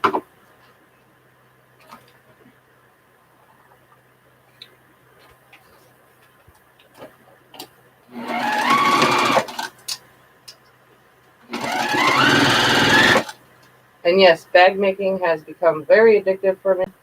And I still have like 3 more to make. 4 more, 3 more.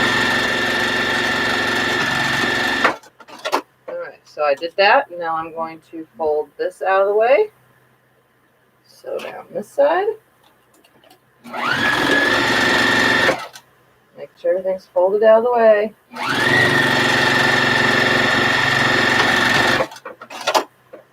Again, make sure everything's folded out of the way.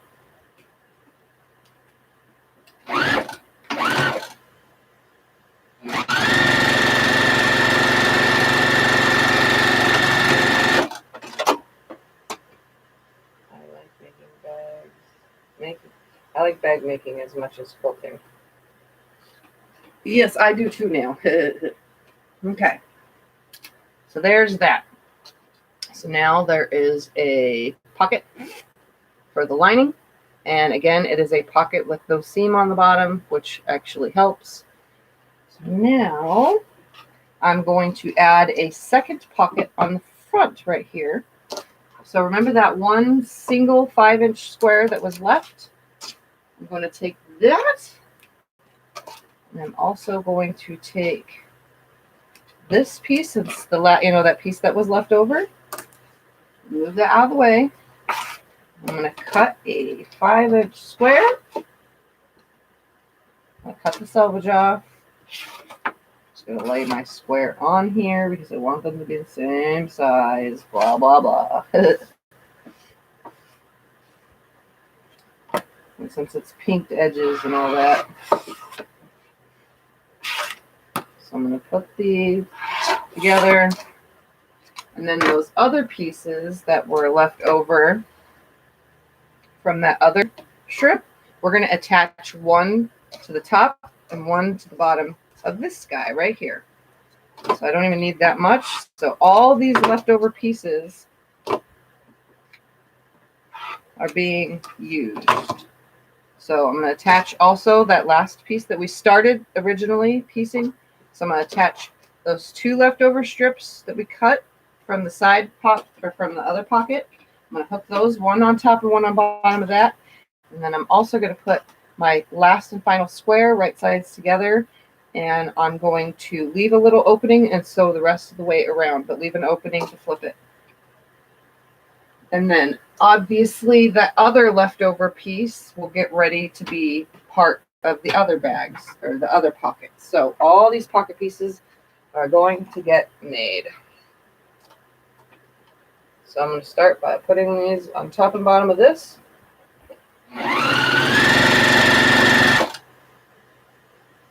Using everything up.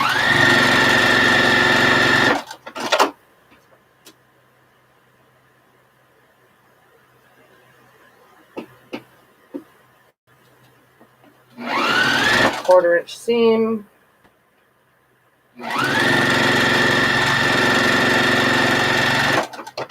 I'll take that over and press it, as well as sewing all the way around except for leaving an opening of this one. Quarter inch seam.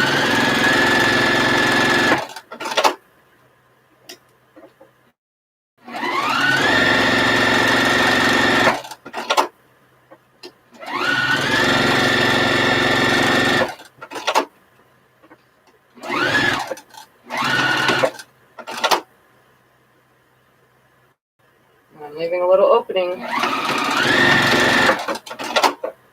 And I'm first going to start with cutting off my corners so that I can flip this right up to the stitching, but not the stitching.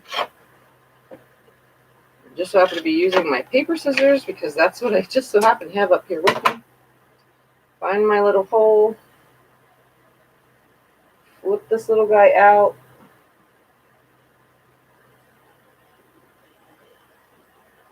How's everybody doing today? Everyone's all been worried about me. Well, unfortunately, I haven't been on long enough.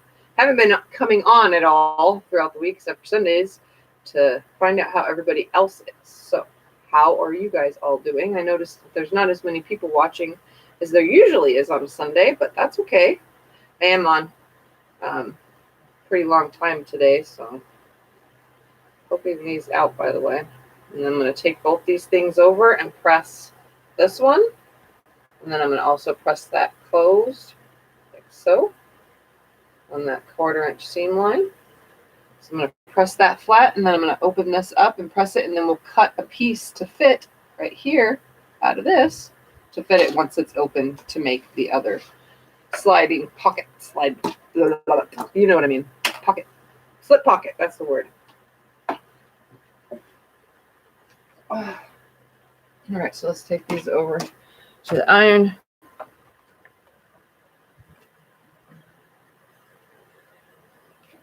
You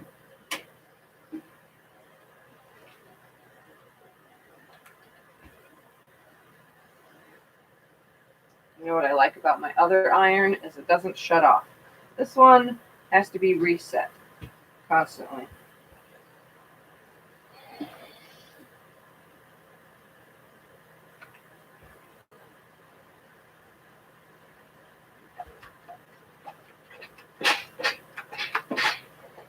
All right. That one's pressed.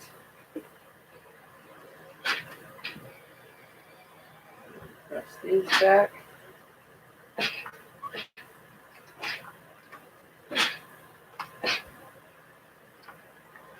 That's nice and flat.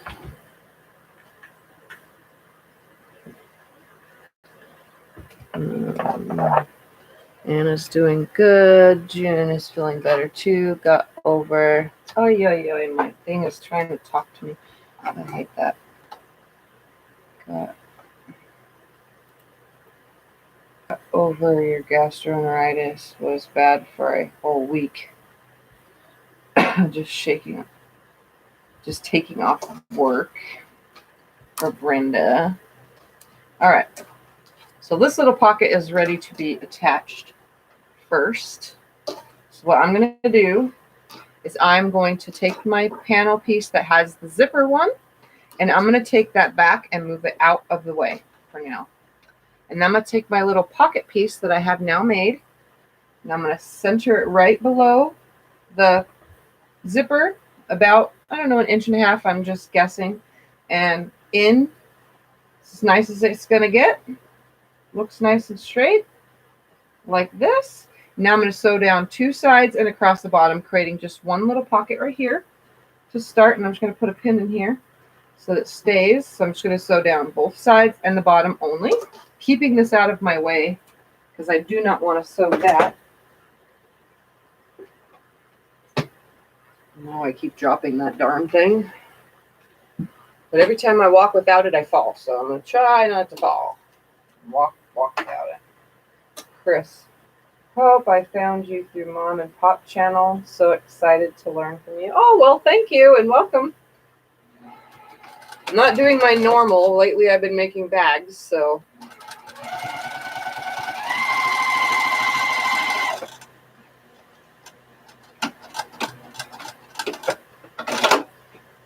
Go across the bottom now.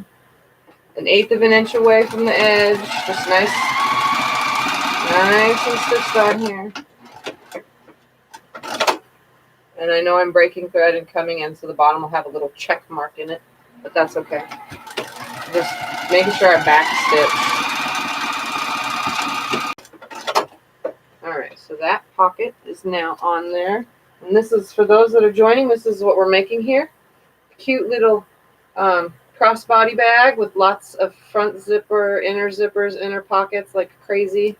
I'm pretty much repeating the same thing. I normally don't have a pre-made item to show you guys, so this is actually a first to have something already made. So now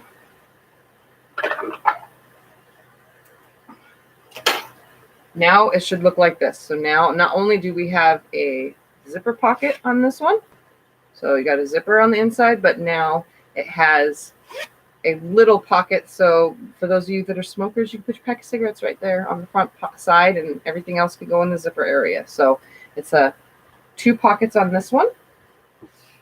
All right, now I'm going to set that aside, and we're going to take this piece that we added the sides of that leftover pieces of. We're going to trim it down. Let's start with the sides. Nice and straight. Turn it around. Using the lines on the ruler to make sure that everything is nice and straight. And now I'm also going to trim it down a little. So I'm going to come on this one 1.5 inches on this side. And then the top piece, I'm going to come about 1.5 inches as well. All right. So now we're going to do the same exact thing, and this leftover piece might even be enough. Look at that. This leftover piece is just plenty. So I'm going to lay this on here. I'm going to cut off the excess. See how I use every bit of everything for this project, or for any project at that, I guess. We're going to make another slip pocket. Okay. So now I'm going to go ahead and leave an opening at the bottom and stitch all the way around the whole entire thing, right sides together. Leaving an opening so that I can flip it. 1/4 inch seam all the way around. Tammy. I love learning about bags. I've always been wanting to make one, and now I'm going to try. Well, you better try. I'm doing this in a lot of pain, guys. Even though I might smile and giggle and laugh, I'm hurting. This last couple weeks now, it's going on 4 weeks this coming week, has been really, really rough for me. So just know that's Sundays. I'm sorry it's only Sunday videos for now, but when I get myself back on track again, then I'll be back to normal with making all sorts of stuff. I have lots of stuff to even that needs to be finished too, guys. Like you guys already know, there's so many projects I started and haven't even finished.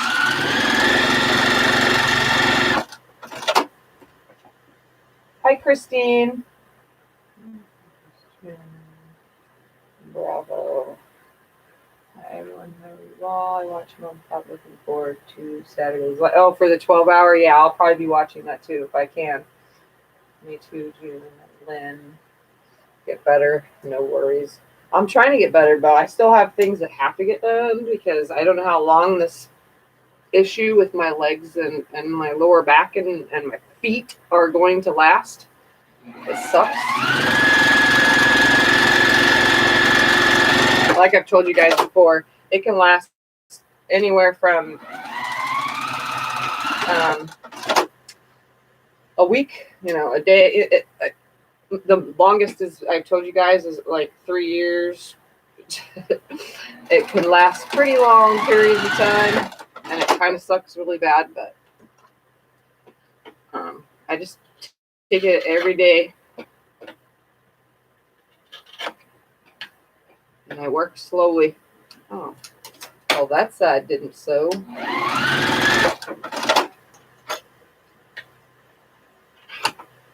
I'm also trying to be careful so I don't cut myself or hurt myself again, since I've already done it being on live stream and didn't even know I did it. Hi, Christine. Yay, Anna. I can hardly contain myself. I'll be there. Don't forget the rest of you who don't watch Mom and Pa or haven't been over there. Go to Mom and Pop Quilt Shop on here on YouTube. I watch them as well. And on Saturday, this next coming Saturday, I think it's the 21st. Oh, correct me, some of you, if I'm wrong. They are having a 12-hour live stream, and I think Laura Lynn is going to be doing more than one project. She needs to finish the one that's hanging on the wall behind her, and then the Christmas one, and lots of giveaway stuff going on. So make sure that on Saturday, if you guys have 12 hours to go watch, which is what I'll be doing. I probably won't be there all 12 hours, but, you know, head over there and check it out. I just love watching y'all. It seems like one big family. Exactly. Is the cold weather makes your pain level worse? Yes, Christine. Cold weather 100% makes me feel way horrible. Way horrible. Because it affects arthritis at the same time. Like, and then when I go outside, I shiver. Everybody shivers in the cold, especially, you know, whatever. But even with layers of jackets, I shiver outside, as well as I'm already shivering inside my body. Like, I don't know how to explain the sensation. Those of you who know anybody with MS have probably tried to explain this to you. Inside my body, it's like fluttering.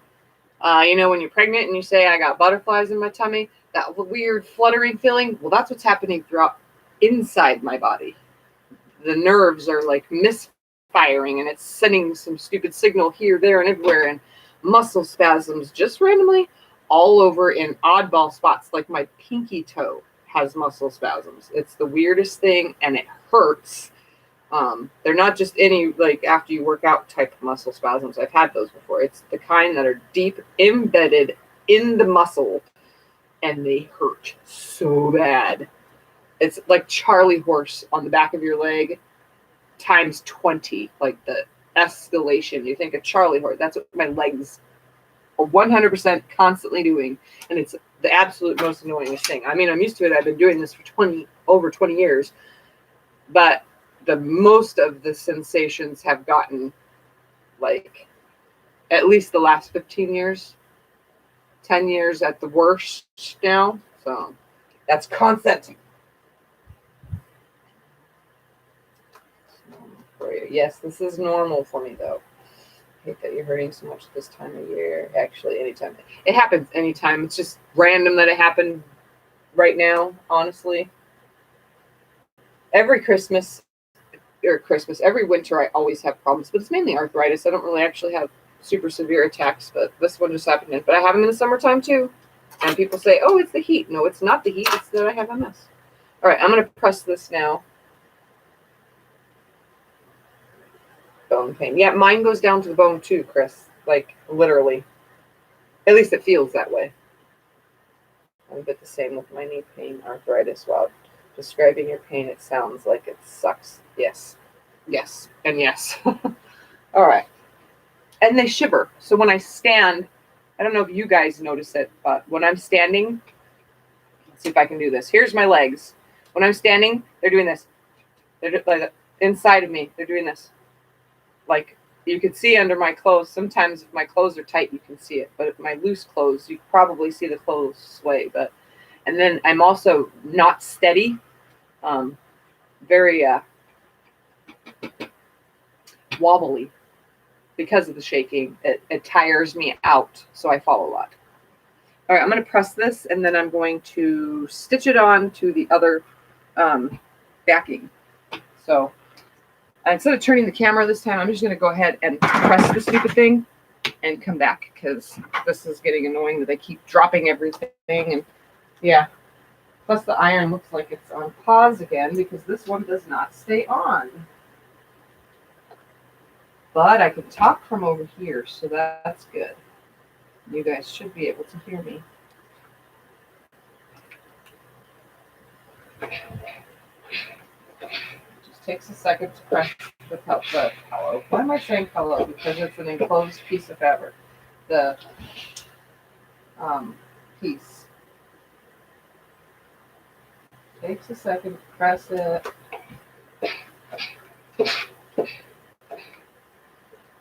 All right, you come back now. So now you should have a piece that looks like this with those other two pieces. And now this is for the slip pockets. So take all pieces of garbage and toss them.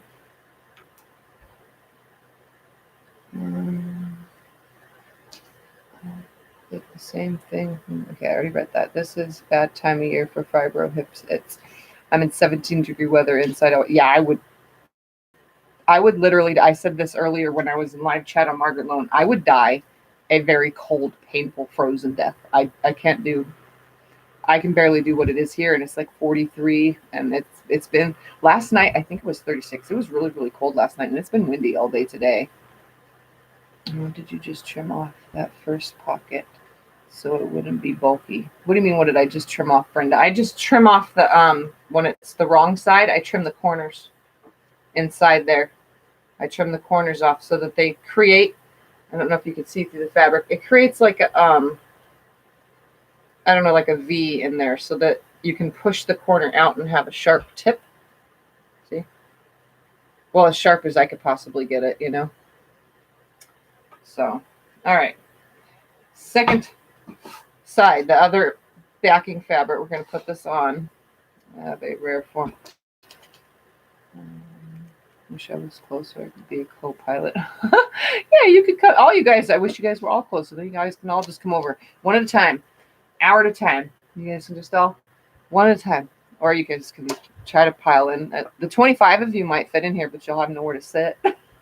You'll be warm like Eskimos. Nice and warm inside of a room. It's not that big. All right. Oh, man. My screen, these stupid little warning things keep popping up. Rare form of leukemia. I have to take chemo daily. Our bone and muscle pain sounds so similar. I am sorry that we have that in common. Well, my new MS medication that I find out about on, I think, Tuesdays or Thursdays appointment, one or the other, is for my new medication. It is actually a cancer chemo med. Like 100%. It was made actually for just that, leukemia, actually. Leukemia and lymphoma. And there's another form of cancer that it was made for. You have to look it up.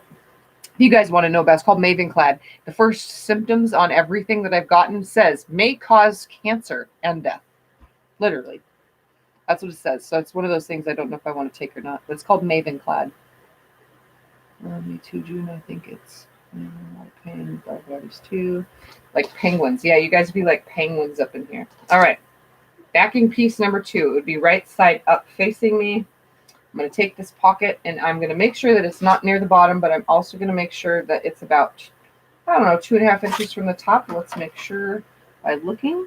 Oh yeah, 2.5 inches from the top is perfect. Put it whatever position. So if you didn't want it facing down this way, you can have your little piece facing upward. I want mine facing downward. I'm also going to center it by going 2 inches from each side like this. So 2.5 from the, actually 2 3/4 inch. That's even better. 2 3/4. No, 2.5 is good. This thing has like a rough thing on it. 2.5 was good. 2.5, and then there's 2 inches on each side, like so. I'm going to sew down the sides and across the bottom. And when I sew down the sides, I'll also be sealing my opening. Okay. So let's put a single pin in here because I really don't need a ton of pins. And you could also turn it into 2 pockets by sewing down the middle, but I want it just one big pocket because, well, 2 skinny pockets don't make any sense because there's already a ton of pockets. So I want one big pocket out of this. So I'm going to go ahead and sew down this 1/8 of an inch seam. I'm sealing the one side right now. turn it, sew across the bottom. And this is a slip pocket. And my last and final side.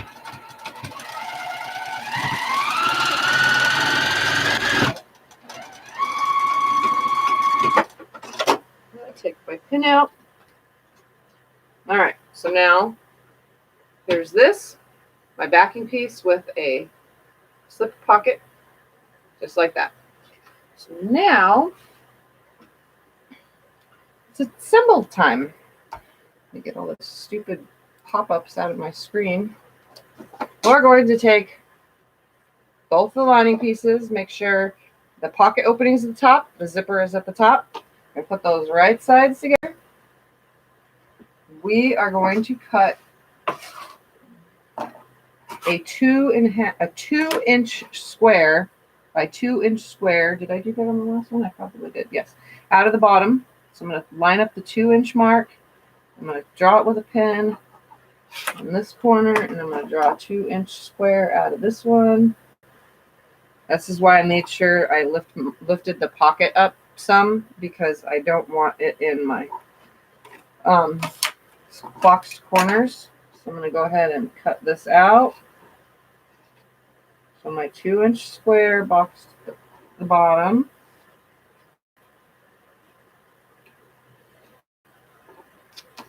I'm going to cut them out.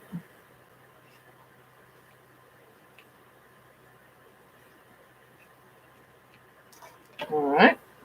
Then I'm going to sew down the sides and leave a hand opening on the bottom. So I'm only going to sew about 1.25 inches on each side at the bottom.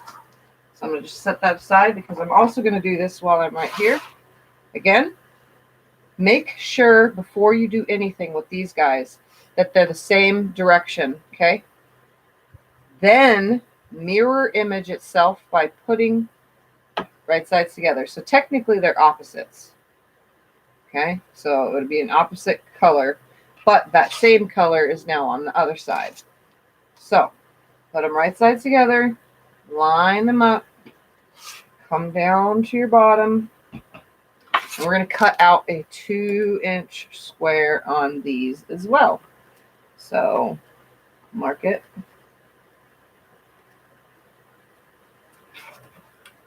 And mark it. And I'm cutting both at the same exact time. I'm also drawing on the batting, because that's what I used was batting. I didn't seal these ones off, this purse, because it's small, so I didn't want it to be too big. Too thick, I should say, is the word I'm looking for. So I'm cutting out 2-inch square from the bottom. On both sides of the top of the purse and of the lining. Okay, so there's my squares. I'm going to sew down the sides and mostly across the bottom on the lining, but on the top or the the front of the purse, I'm going to sew down the sides and across the whole bottom.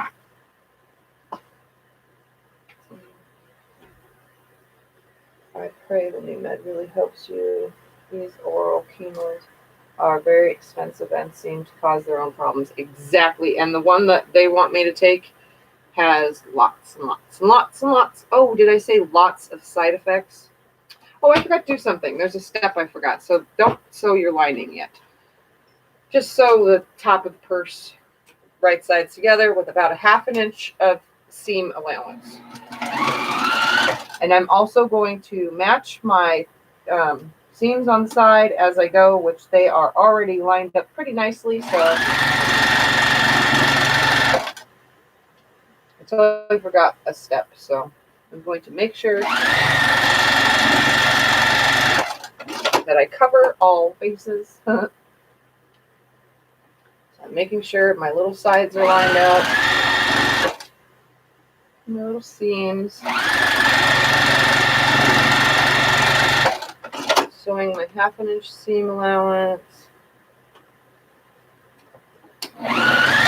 Using the guide on my thingy-mabobber, although I don't know if that is actually lined up correctly with that 1/2 inch seam line, but whatever.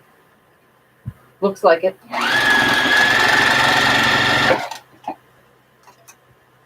And the batting will get stuck on the foot. But that happens.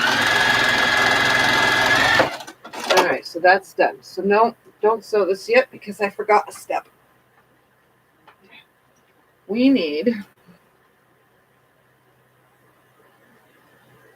some of that interfacing that's left, long strips, you know.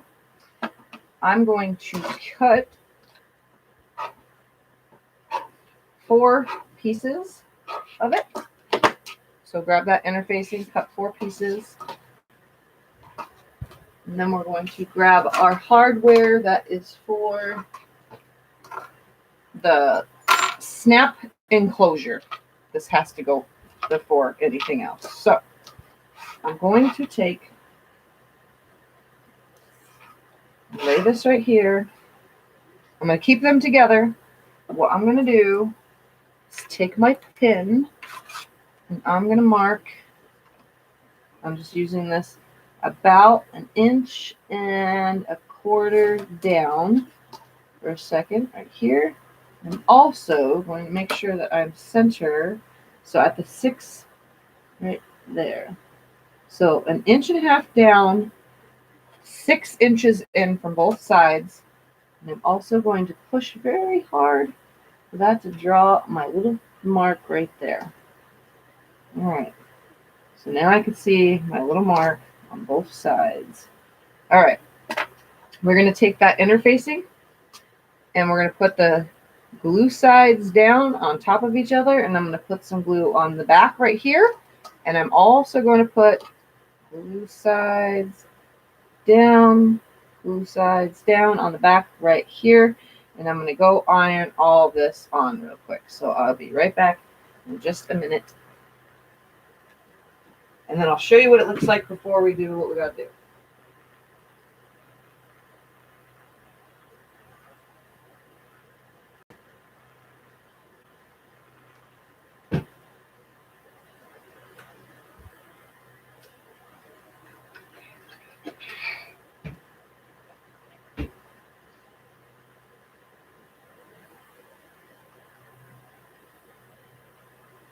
Make sure that they are glue side down.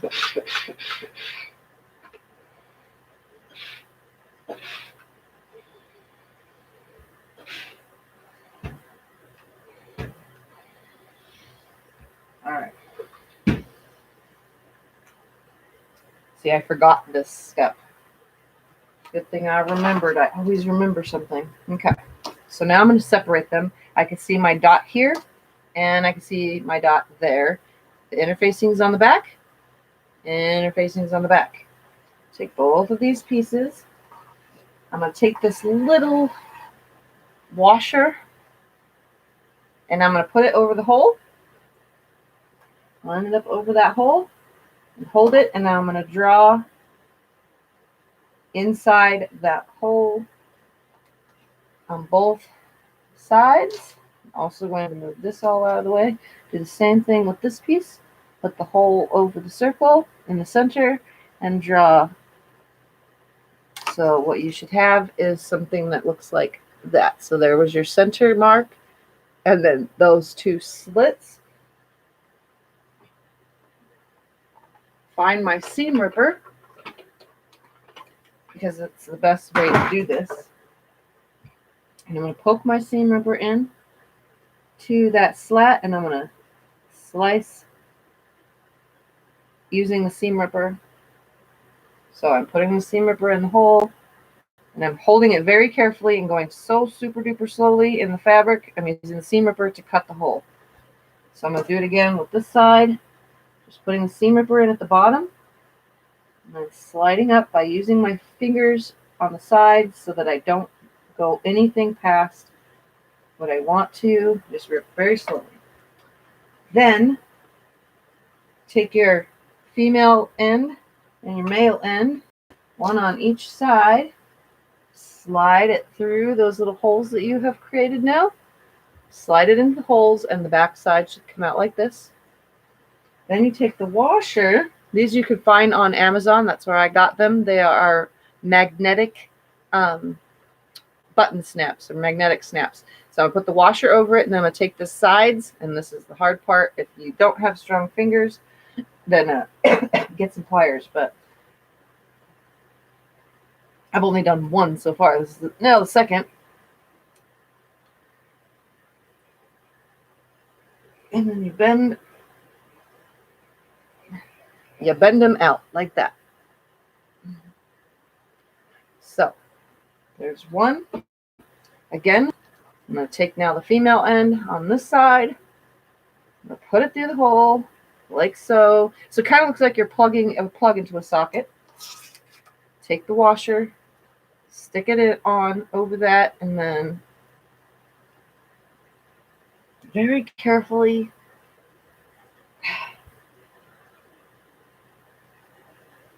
fold those back. And the interfacing allowed it to not be so wobbly, I guess is the word for it. So make sure you use interfacing or double your fabric up maybe behind here.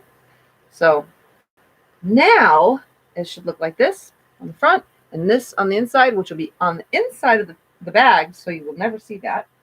I'm going to put these two snaps together. Look at that. They are perfectly aligned. Everything is still where it's supposed to be.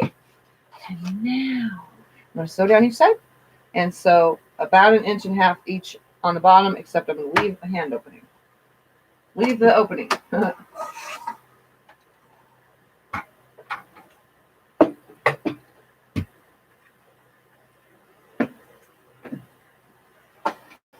All right, here we go. We'll start with the bottom.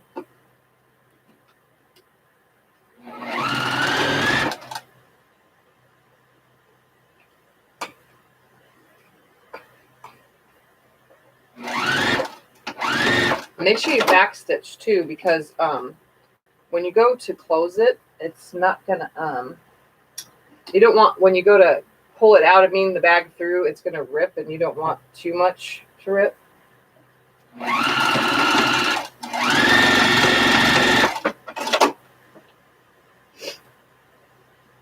And I forgot to say, sew with a 1/2 inch seam on this.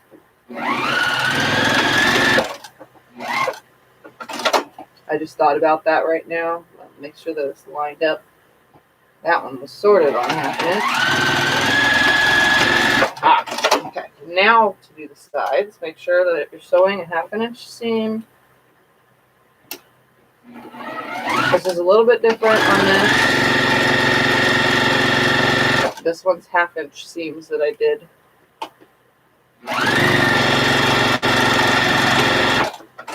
Turn around, do this side.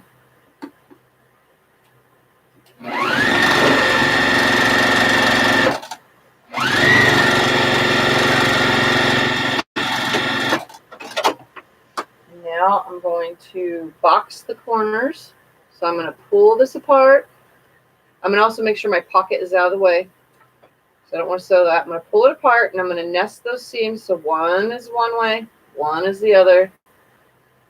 I'm just going to hold it, hold that seam, bring it down like so. We're going to do the same with the top too, with the bag, the outer part of the bag. But first, gotta do what's in front of me. And then come over to this other one, boxing it.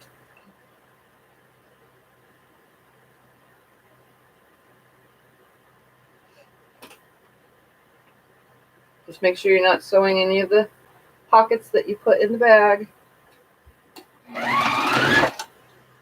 I'm nesting the seam. I'm also going to grab this. Make sure the pocket is out of the way. You don't want to sew that into your box corner. You're going to take your seams and nest them. Again, be careful with your batting, whatever batting. If you are using polyester like me, just make sure that the batting is out of the way and down kind of. Because mine just keeps wanting to grab it. Half an inch seam. Nest the seam, do it all over again. It's so much easier now that we've I started boxing the corners I watched that on oh my god, So Sweetness. That's how she was pre-doing her bags. Okay, so now I'm going to turn it the other way, make sure everything is good.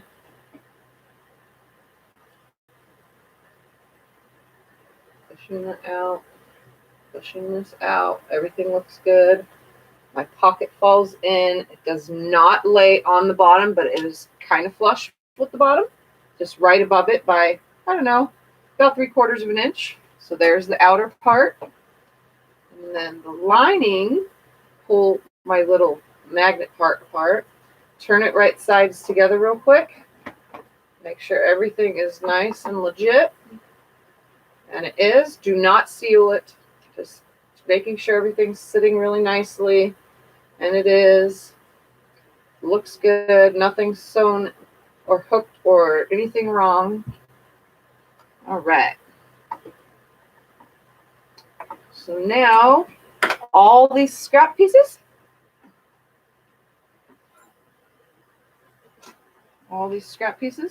We're going to take one of the bigger scrap pieces. And we are going to cut a 4-inch strip off of it. Okay, I'm going to turn it around. I'm going to cut 4 inches.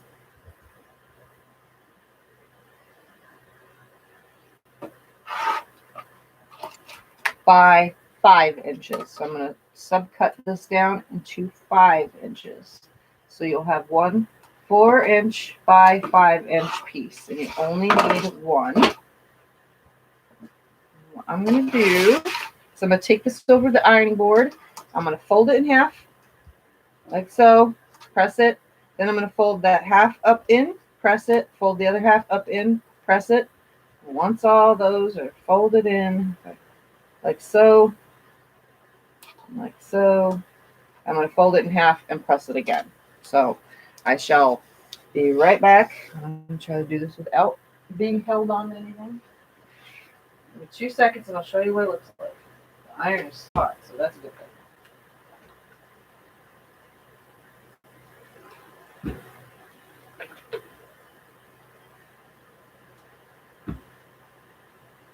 So my little D-rings and slider and all that are 1-inch pieces. So for this is for the 1-incher ones. Okay. So this is for the 1-inch. So next hardware. The next piece is the D-rings. They are 1 inch. So this would be 1 inch. So like when you go to do the strap, make sure that you get the right one so that it fits in properly. So for now, I'll work with this piece. So again, it's 4 inches wide, like this, by 5 inches long. Folded it in half, pressed it, folded it in half, that half in half, and then the 2 halves together. And now I'm going to sew all the way around the whole entire thing. Because now we're going to create the snap handles with an 1/8 of an inch seam allowance. All the way around.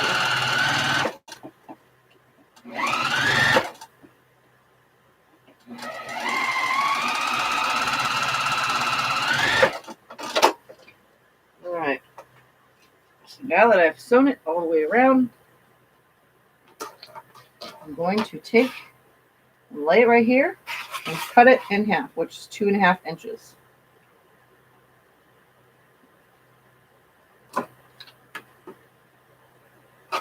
So I should have 2 equal pieces, like so. We're going to take the bag, and we're going to take this piece and a D-ring, and this piece, put it through the D-ring, like so, then fold it in half like that. So you should have 2 pieces that look like this. So again, it's 2.5 inches by now 1 inch. And now I'm going to sew these to the bag. But this I don't really have to line up perfectly, because what I'm going to do, I'm going to open this seam right here. See that? I'm going to open the seam like this. I'm going to use my finger to finger press it open. I'm going to hold it. I'm going to take this right here and face it downward, and I'm going to lay it, because once the seam is open, it is now 1 inch like that, and that is 1 inch. See? So it's being centered right here. And I'm going to sew a 1/4 inch seam a bazillion times back and forth. And I'm going to do the same with the other one. I will, while I'm sitting there, I will open this seam up like so. So you can see it's open, which makes it 1 inch. And then I will lay this piece facing down right here, center it with that seam, and then sew a bazillion times back and forth. Okay? So we'll do one at a time. Don't really need to pin it in place, just because it's being aligned with the seam being open. And the reason why I'm opening the seam is 100% purposely, so that it takes away the bulk, because or else it'll be bulky on one side or the other. So I'm going to lay it right here. Try to keep everything nice and flat.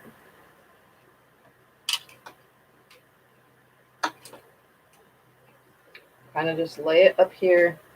Make sure that it is center, and I'm going to sew back and forth a bazillion times a 1/4 inch seam.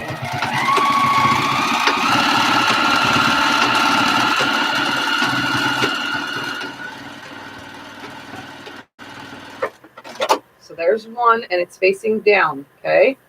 Now I'm going to do the next one. Grab my D-ring and my little piece, lay it on here, lining it up with the seam because it's exactly 1 inch. I'll lay it right here. Make sure everything's nice and flat.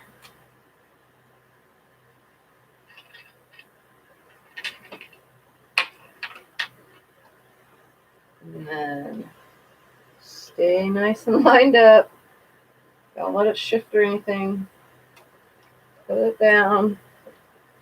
And we're going to sew back and forth a bazillion times because I want that strap to hold. And I do that. You don't have to. I mean, some people do, some people don't. I've noticed a lot of bag makers, some don't at all.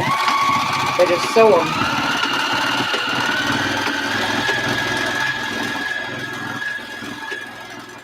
I want my straps to be super duper, duper, duper awesome on there.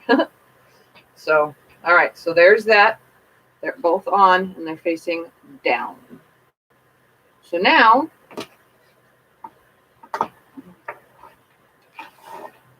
like any bag,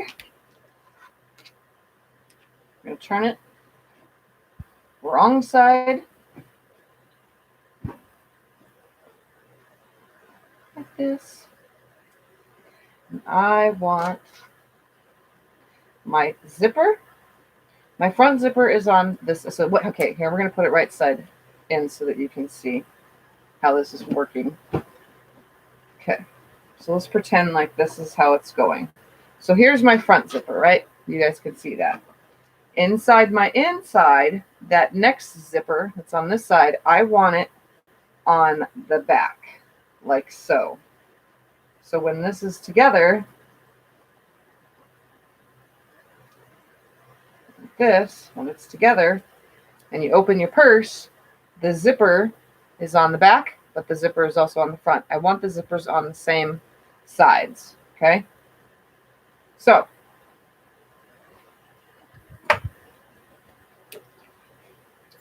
turn it back right side out.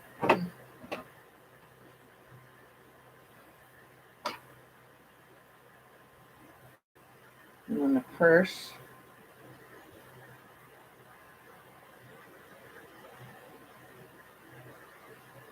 Oh my God, I just had a 100% brain fart, guys. Was it right sides out or wrong sides out? I forgot. Which one of you have made purses with me before? I just brain farted, and my brain fart is not coming to me. Oh my goodness. I've been standing and hurting too long. I want it this way, right? So I'm going to flip it. It's going to go.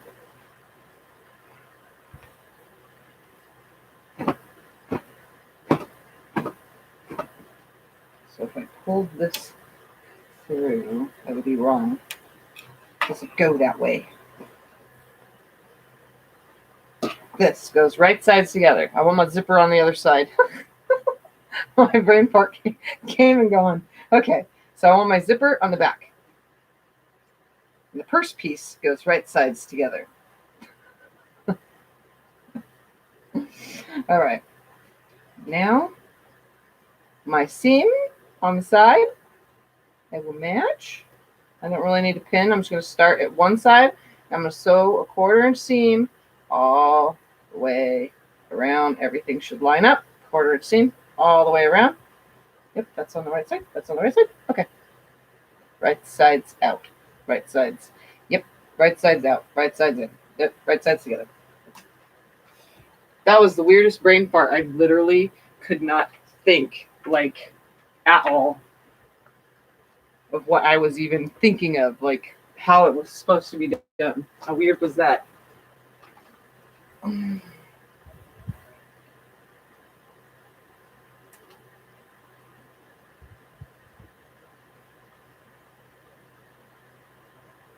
Okay. So now I'm going to sew all the way around.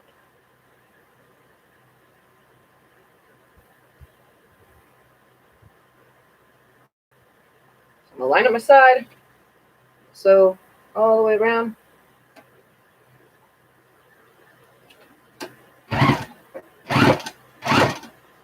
Okay. So here we go. Sew all the way around the top, making sure that that D-ring is facing inside. I'm sewing with a 1/4 inch seam. But the reason why you want to make sure that D-ring is in, because you don't want to run that over. So make sure that they're facing the correct way.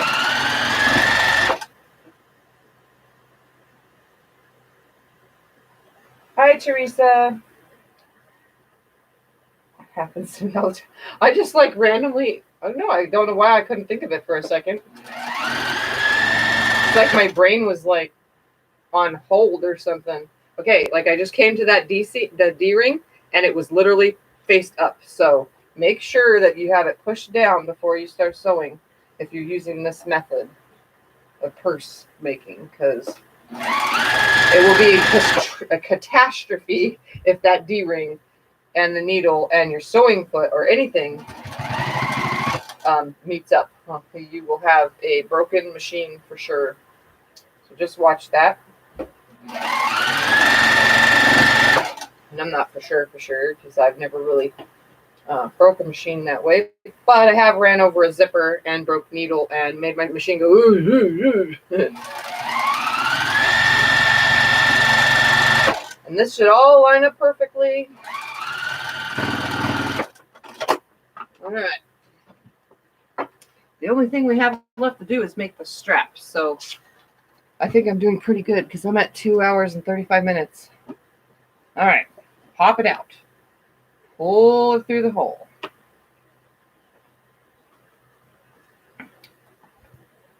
This is why I say make a good enough size hole and backstitch, or else you're going to be yanking. And this is why I didn't use thicker batting and I used the polyester, because I didn't want it to be too thick. I wanted it to go just right. All right. But after this, all we have to do is make the strap, and that shouldn't take too long. Okay. So before I do anything, because I know that it's going to be correct, that brain fart, I'm glad that it went away because I got it correct. I'll push the purse down in, make sure everything's lining up. push my points out through the hole. I'm putting my fingers through the hole, making sure everything's pushed out nicely. Pushed out nicely. Making sure everything is correct. I did it right. Where my zipper landed on the front, my other zipper is on the back side on the inside. So all my pockets are in the correct spots. So since I know that that's going good, I'm going to go ahead and pull this pocket out real quick and seal it.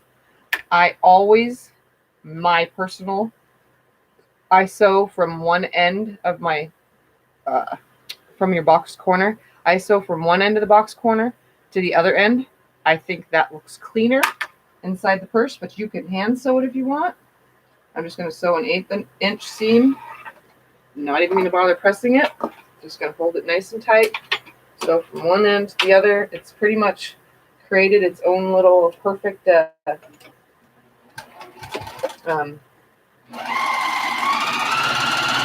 fold. Make sure none of the pockets are in the way too when you're doing this. You don't want to accidentally sew your inner pockets into anything. So once that is accurate,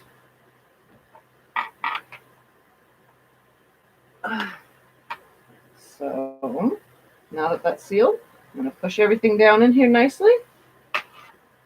Nicely, nicely. I have so many loose hanging threads. I'm going to trim all these off real quick before I stitch all the way around this whole thing.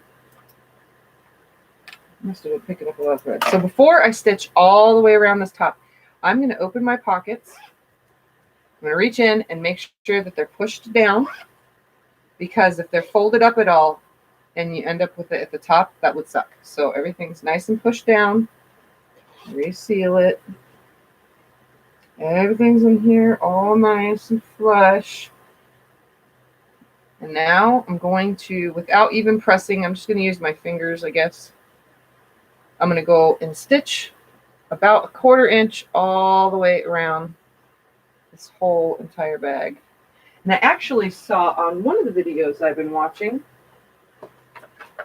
and I have this handy, this, I forgot what this tool is called, but she actually was going around the whole entire bag. She would separate it with her fingers like so, making sure it was back nicely, and she would run this tool. I forgot what this tool is called. There's a name for it. If you guys know it, put it in the comment, in the chat box. All the way around this whole entire thing.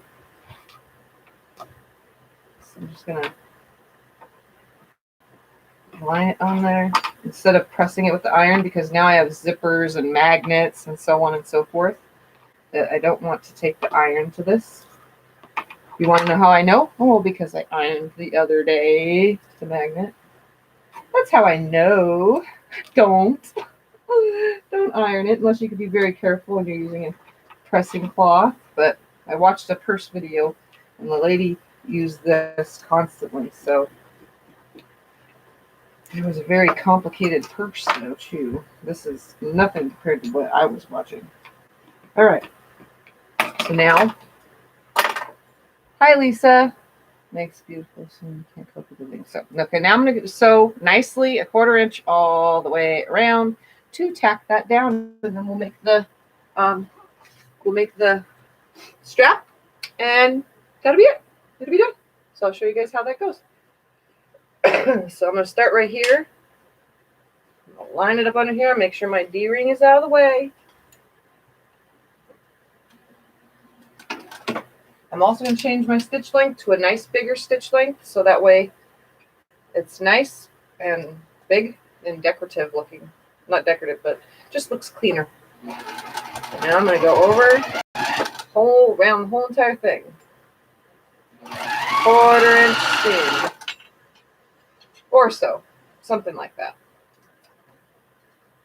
It's probably bigger than 1/4 inch. It's probably like 1, 2, 3, 4/8 of an inch.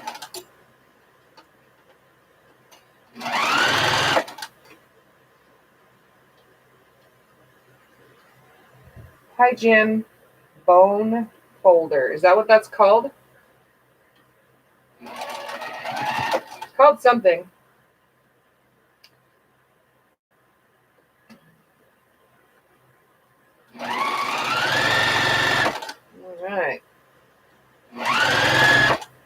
I'm like right by this magnet, so I'm gonna be very careful. Coming up to this last bend, and this part will be done. Did you give the measurements at the beginning? I probably missed them. This is just measurements as I go, kinda. It's a 12-inch block that turns into a bag, and everything is given as I go. And I should have wrote it all down when I made the other one. So here it is. It's ready. The D-rings are on it. Pockets are in it. Everything is correct. And it sits really nicely. And I purposely made the bottom wide. You know, I don't know. I think that if it would have been any smaller, it would have sit differently, because once things are in these kind of bags, I don't know if you have thought about it, but I have. They don't stay flush anyway. They kind of push themselves down if there's something heavy in the bag. So it kind of allows for that to, you know, I don't know. I think that if it would have been a skinnier bag, it would have looked different. I don't know. I like it like this. So let's make handles now. Handle, singular, because it's just one handle. So the measurements are throughout the whole video, though. But this is a totally different bag than I've made so far. All right. Let me put all the rest of this away, because now I don't need any of these things. The last part is actually the easiest to make, cut, prepare. All right, what we're going to do, so far we're at 12, 13, 14, 15, 16, 17, 18, 19, 21. So we're at 21. We're going to use a yard of fabric in total then for the everything. Plus we're using all the little pieces. So grab a bolt. And I'm going to cut off 2 4-inch strips. Just 2 4-inch strips. That is all I need. I'll put this on a line because I'm looking to be kind of crooked here. Oh no, it's not that bad. Straighten this up a little. Straighten it up a little.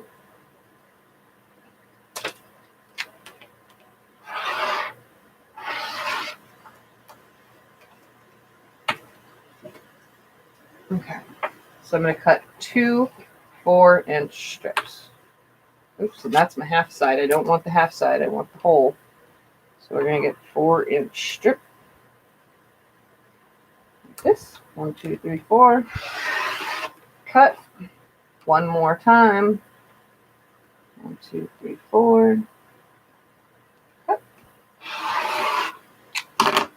And that is all we need from our background fabric.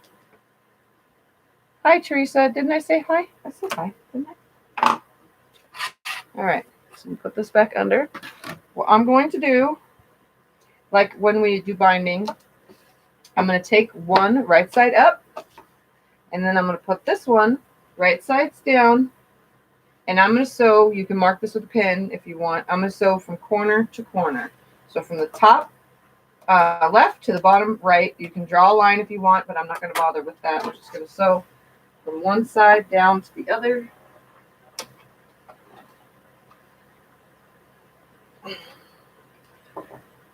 If you trust yourself, go ahead and do it. I have a mark still on my machine that I've had for a while now. So, I'm going to change my stitch length though. Okay. I'm going to line this up with that weird strange mark on my machine. It's like a cut mark. Right here, it's like gouged in. All right. So now, just like binding, you should have one long piece. I'm going to trim away that excess. And the next part is done over at the iron. So, well, actually, first let me grab the pieces that we need. All right. So far we've used 21 5-inch squares and a yard of fabric. So now, I forgot that I need to do this real quick. I'm going to take this whole entire strip down to 60 inches.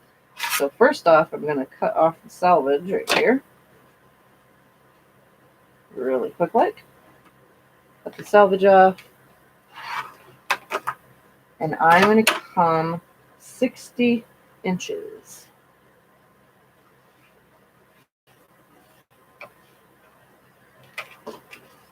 And I'm going to use the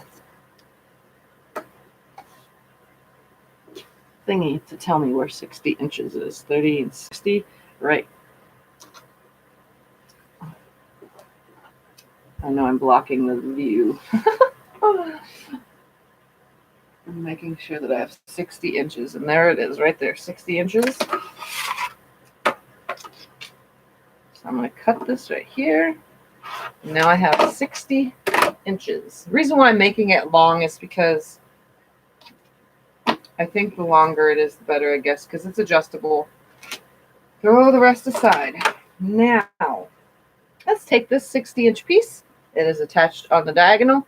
We're going to go over the ironing board, but I'm going to grab something from the ironing board and bring it over here for a second first. So you remember that piece of interfacing? Grab that real quick. Take that piece of interfacing that you had left from the 2 blocks, fold it in half, line it up, and cut 2-inch strips. So cut 2, oops, line it up. Cut 2-inch strips off of it. Come on, lay on there nicely. So I'm going to take and cut 2-inch strips. So I made 1, and I already had some.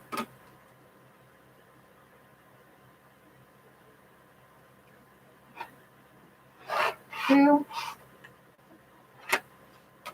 And 1 more. You should get 3, and you'll have 4 strips total, but 1 isn't completely 2-inch. So I'm just going to take these over to the ironing board, and we're going to press. So give me 2 seconds, and I'll be over there.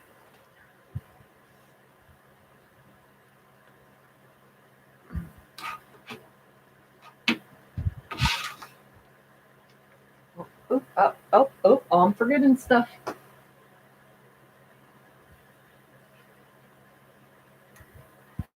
The iron will be back on again. Here's my little pieces. We're going to take and stretch this piece out on my ironing board. This is 60 inches. First, I'm going to start by pressing my seam open. You guys know I hate pressing seams open, but for this, we need it open. So I'm going to separate it, press it open.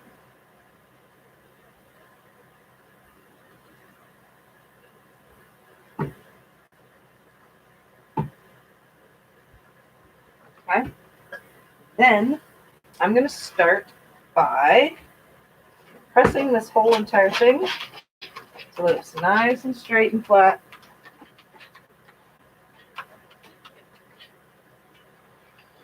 Then I'm going to fold it in on the ends about 1/2 inch. So when I say that on the ends, if I could take the end, fold it in on itself about 1/2 inch, and then press it. Like I said, this is probably the easiest part of this whole entire bag. Now we're going to fold it in half and press it to create a half line, or you can just fold it up the 2 sides if you trust yourself enough to get it straight. But I like the center for the interfacing part to have a fold, so it makes it a little bit easier. So fold it in half, all the way down.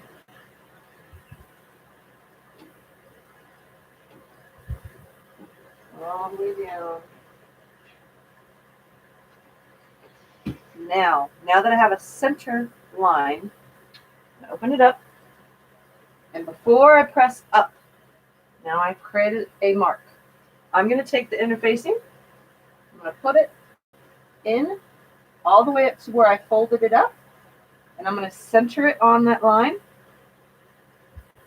And you want to make sure you're centering it on that line. The reason why I like putting the line first is because it helps get that interfacing perfect.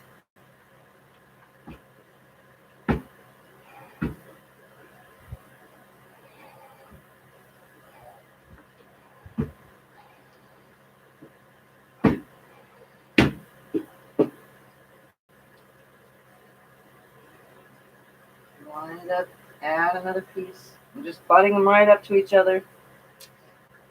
We'll probably have this too hot for this interfacing. No.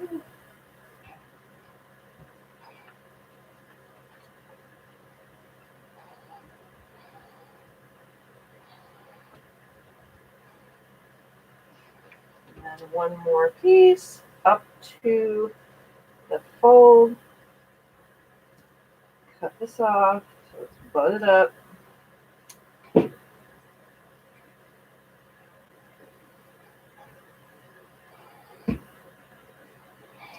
Now, fold that back in. We're going to fold up to the center.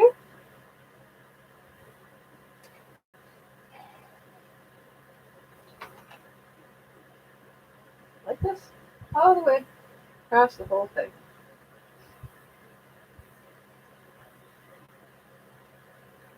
And I can't see comments because I'm not near it.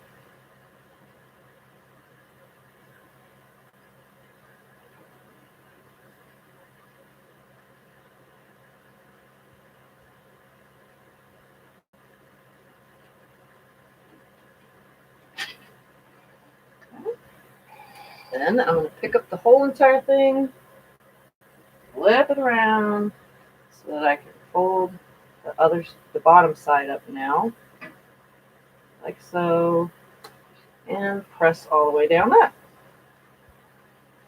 All the way down. All the way down.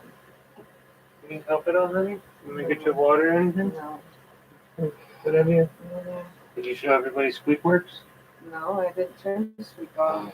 That squeak don't squeak anymore, so Yeah, but they all know Squeak. I'm probably going to pull that one out because that one has a better tip than all the rest of these irons. Do you want me to get it for you? No, because I already got one on, so I'm not going to bother with the second one right now. Okay. Okay, I can help. All right, now fold it in half and press. Oh, Tammy likes your pants. She says. Oh, thank you. I'm always in my pajamas, guys. You know that. All right, now I'm just going to press all the way, the rest of the way down again, just to make sure that it's nicely in half. So I hope you know exactly what I did. I started out flat, folded it in half, opened it back up, used that half mark to put the interfacing all the way down except for 1/2 inch on each end. Then I folded up in the side, both sides up into each other, into the center, and then folded it in half now, and now I'm pressing the half all the way the rest of the way, just so that it stays nice and pressed. So I should have now a 1 inch strip all the way down. I should have a nice long 1 inch strip.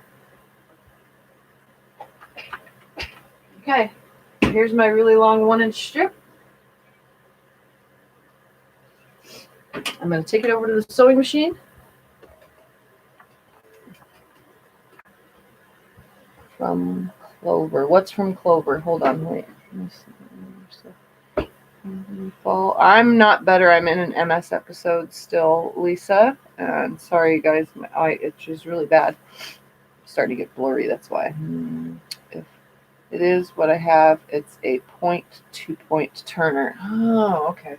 All right. So now, see how it's folded in half, and then folded in half, and then into the center, and then half. I'm going to stitch all around this whole entire thing now, sealing this side off with a 1/8 inch seam. So I'm going to sew all the way around the whole entire thingy. One side is slow because you're sealing it. Then the second two sides goes pretty darn quick.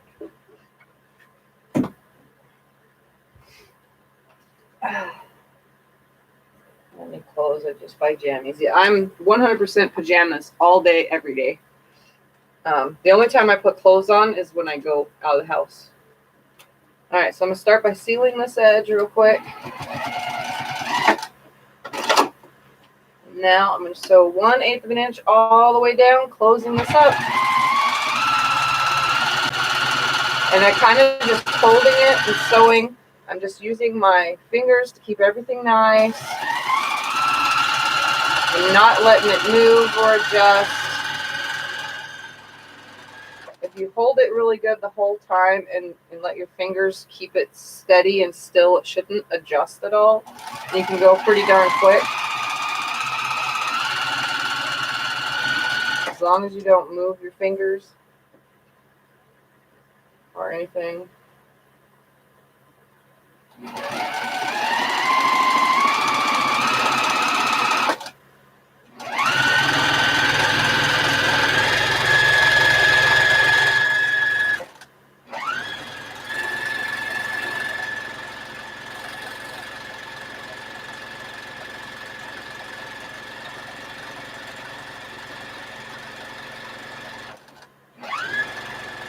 Okay.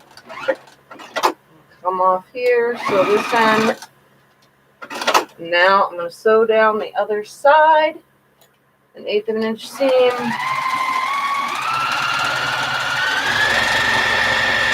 All the way.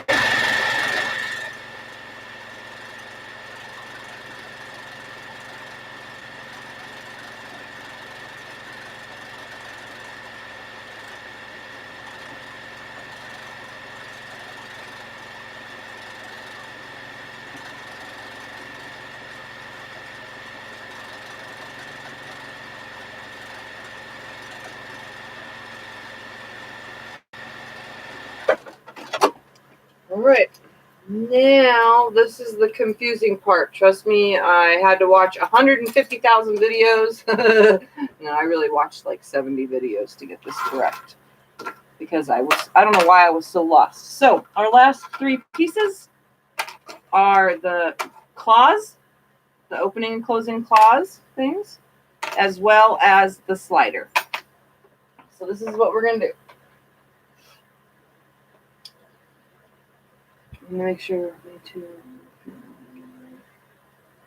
Yep. So I wear clothes when I go out, and as soon as I get home, I put my pajamas back on.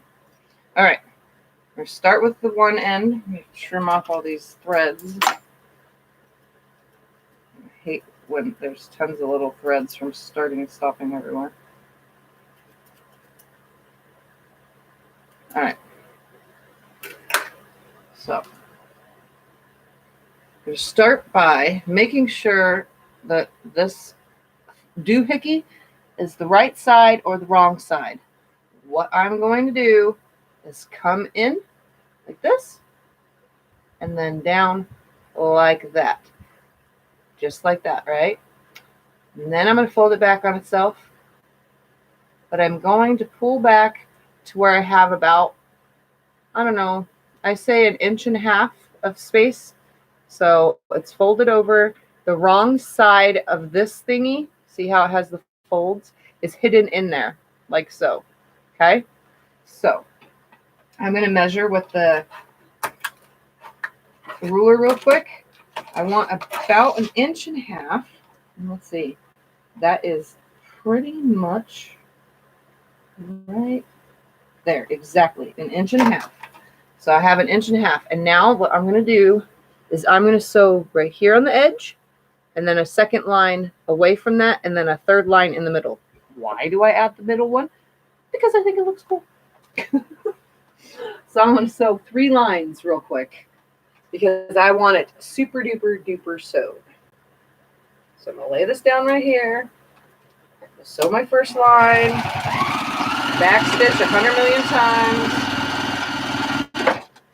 I'm also not going to press my stupid cutter thing, and I'm actually going to use the snips. Now I'm going to make my second line.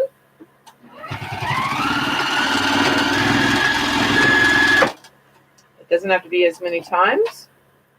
I'm going to snip thread, and I'm going to make one more line. Why? Because I really want to. I think it looks cool. And one more line.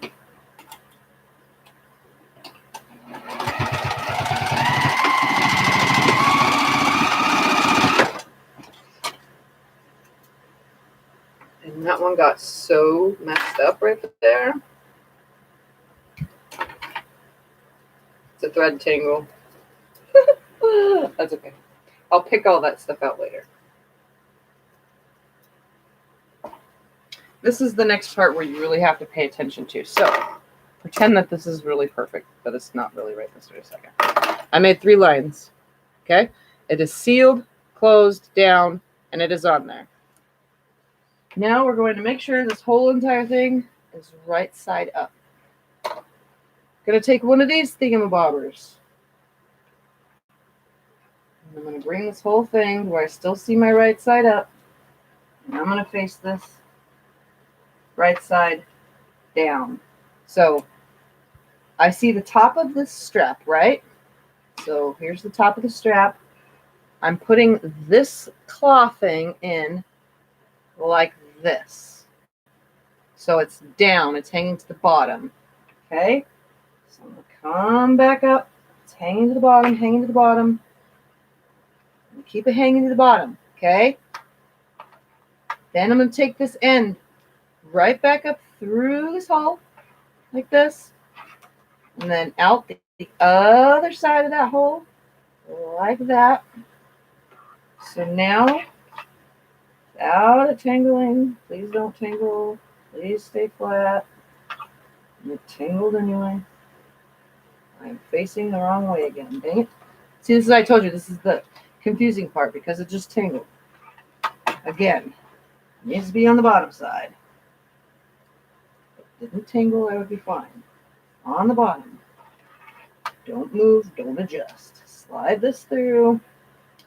Slide that through. It's definitely a lot of paying attention here.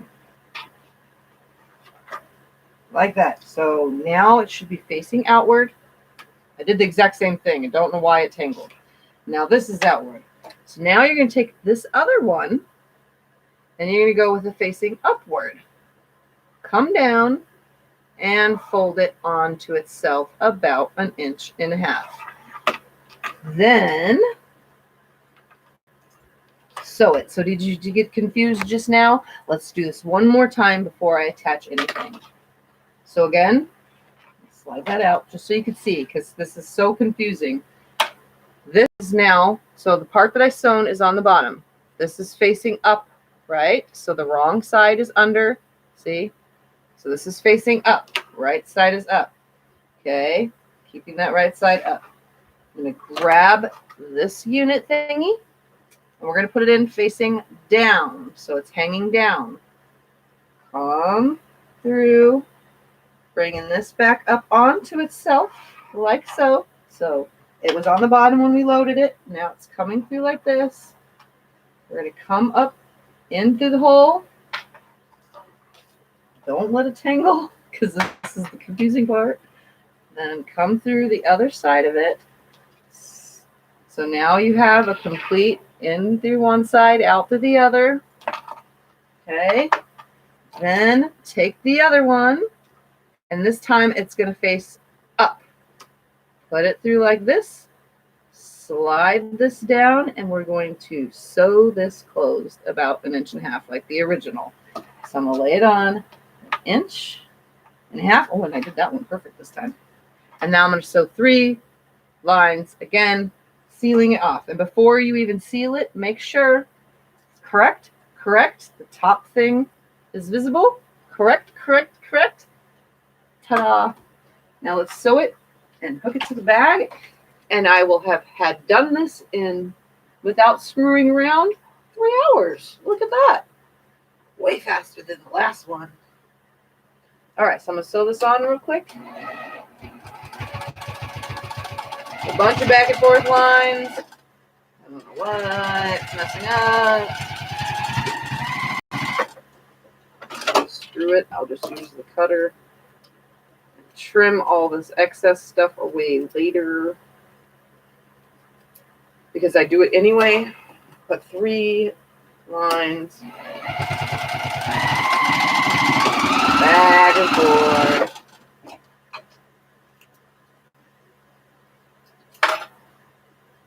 And one more.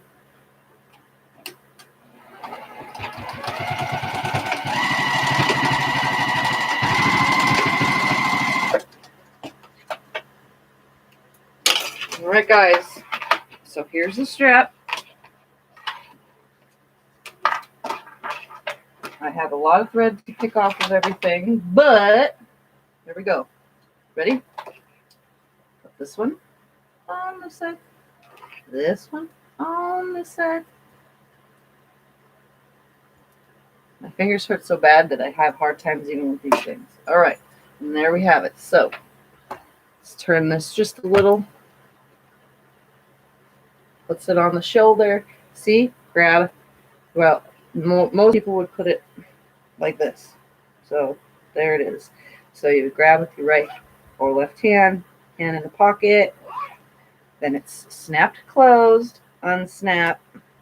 Then I have zippers, blah, blah, blah, sewed together.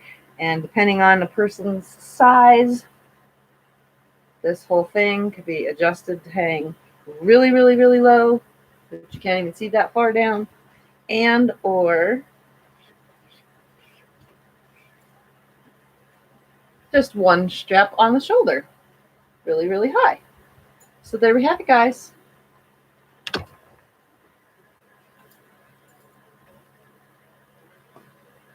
And then here's the inside pocket, little pocket, and then a zipper pocket, and then the other side has the leftover pieces. So together, all together, there's 21 pieces, and a couple of them are inside the bag, some are outside. This, when you look at it this way, when you turn it this way, it is a mirror image. It's the same exact thing over again. So now I have not one, but two of my purses. And they're not exactly the same. Like I said, I took some pieces from one and not from another because it was the same. They both have different color zippers. So there they are. I made one charm pack. That's 2 yards of fabric now. One charm pack, 2 yards altogether for the lining, the pockets, everything. And all the scraps were used except for right here. This is it. That's all that's left. So I use every single piece while I'm making something. And again, for those of you who are curious about this line, I figured most people would, because this line is like super cute and bright and cheery. It is Sunprint 2019 by Allison Glass for Andover Fabrics. Okay. So Sunprint by Allison Glass for Andover Fabrics. So they look super adorable. So there we have it. All right, let me read comments. Okay. I'm going to read comments and then I'm going to go. Good thing. Okay, me too. Japan, sure enjoyed this, but I must go sleep. Okay, I probably missed that for a few minutes now, but good thing I could pause and rewind and try to get this. Yeah, everything measurement-wise is all given to you guys as I'm going. But a lot of it's just kind of made up as I go, too. But they're exactly the same. Like, the inside pockets are exactly the same and everything. See? So, I mean, I made them the same exact way. So if you look at this pocket, see how I added the top and the bottom piece and put them in facing a certain way? I did the same exact thing with that one. It has that top and bottom piece. So they're made exactly the same. The front zipper is even exactly the same size, just different colors, so it looks different, you know? So they're exactly the same. So one charm pack and 2 yards of fabric and some buckles. So altogether I used 4 D-rings, 4 claw things, and 2 slider things, and 4 zippers. And what else did I use? And then 2 sets of the snap set things. So I hope you guys enjoyed it, and I'm glad. It was kind of cool being able to show you one prior to starting. I wish I was able to do that more often, but I can't always make a project that say, hey, this is what we're making today, and then remake it the whole thing all over again. Can't always do that. So that's why sometimes you guys get confused. But this time you guys knew what I was making. Came out exactly the same. So now I have twin purses that are not really the same, but the same at the same time. So what are you going to do with them? Would you be interested in solutions that sell, not solutions? I'm actually making family members presents for Christmas. That's why I had to get started on all this stuff. So I actually have a couple more to make for Christmas. Yeah, but I always have to start with a template of some sort. So this was the template, and I couldn't not make the other counterpart to it. So you guys will know what I have for sale and not, because I have made a lot of bags now. You guys will know what I have for sale sooner or later. I just can't do anything about it right now until after Christmas is over, because I'm not telling anybody who's getting what. They just know they're getting purses, but they're not knowing which one they're getting. So, all right, guys. Well, I thank you all for joining, and I hope you guys enjoyed. These are so cute. They're like so bright, and I like that I used this color on the inside. It's not really orange, but it's not really pink. It's like a peachy pinky color, and it looks so good. It matches perfectly, and it's bright and awesome.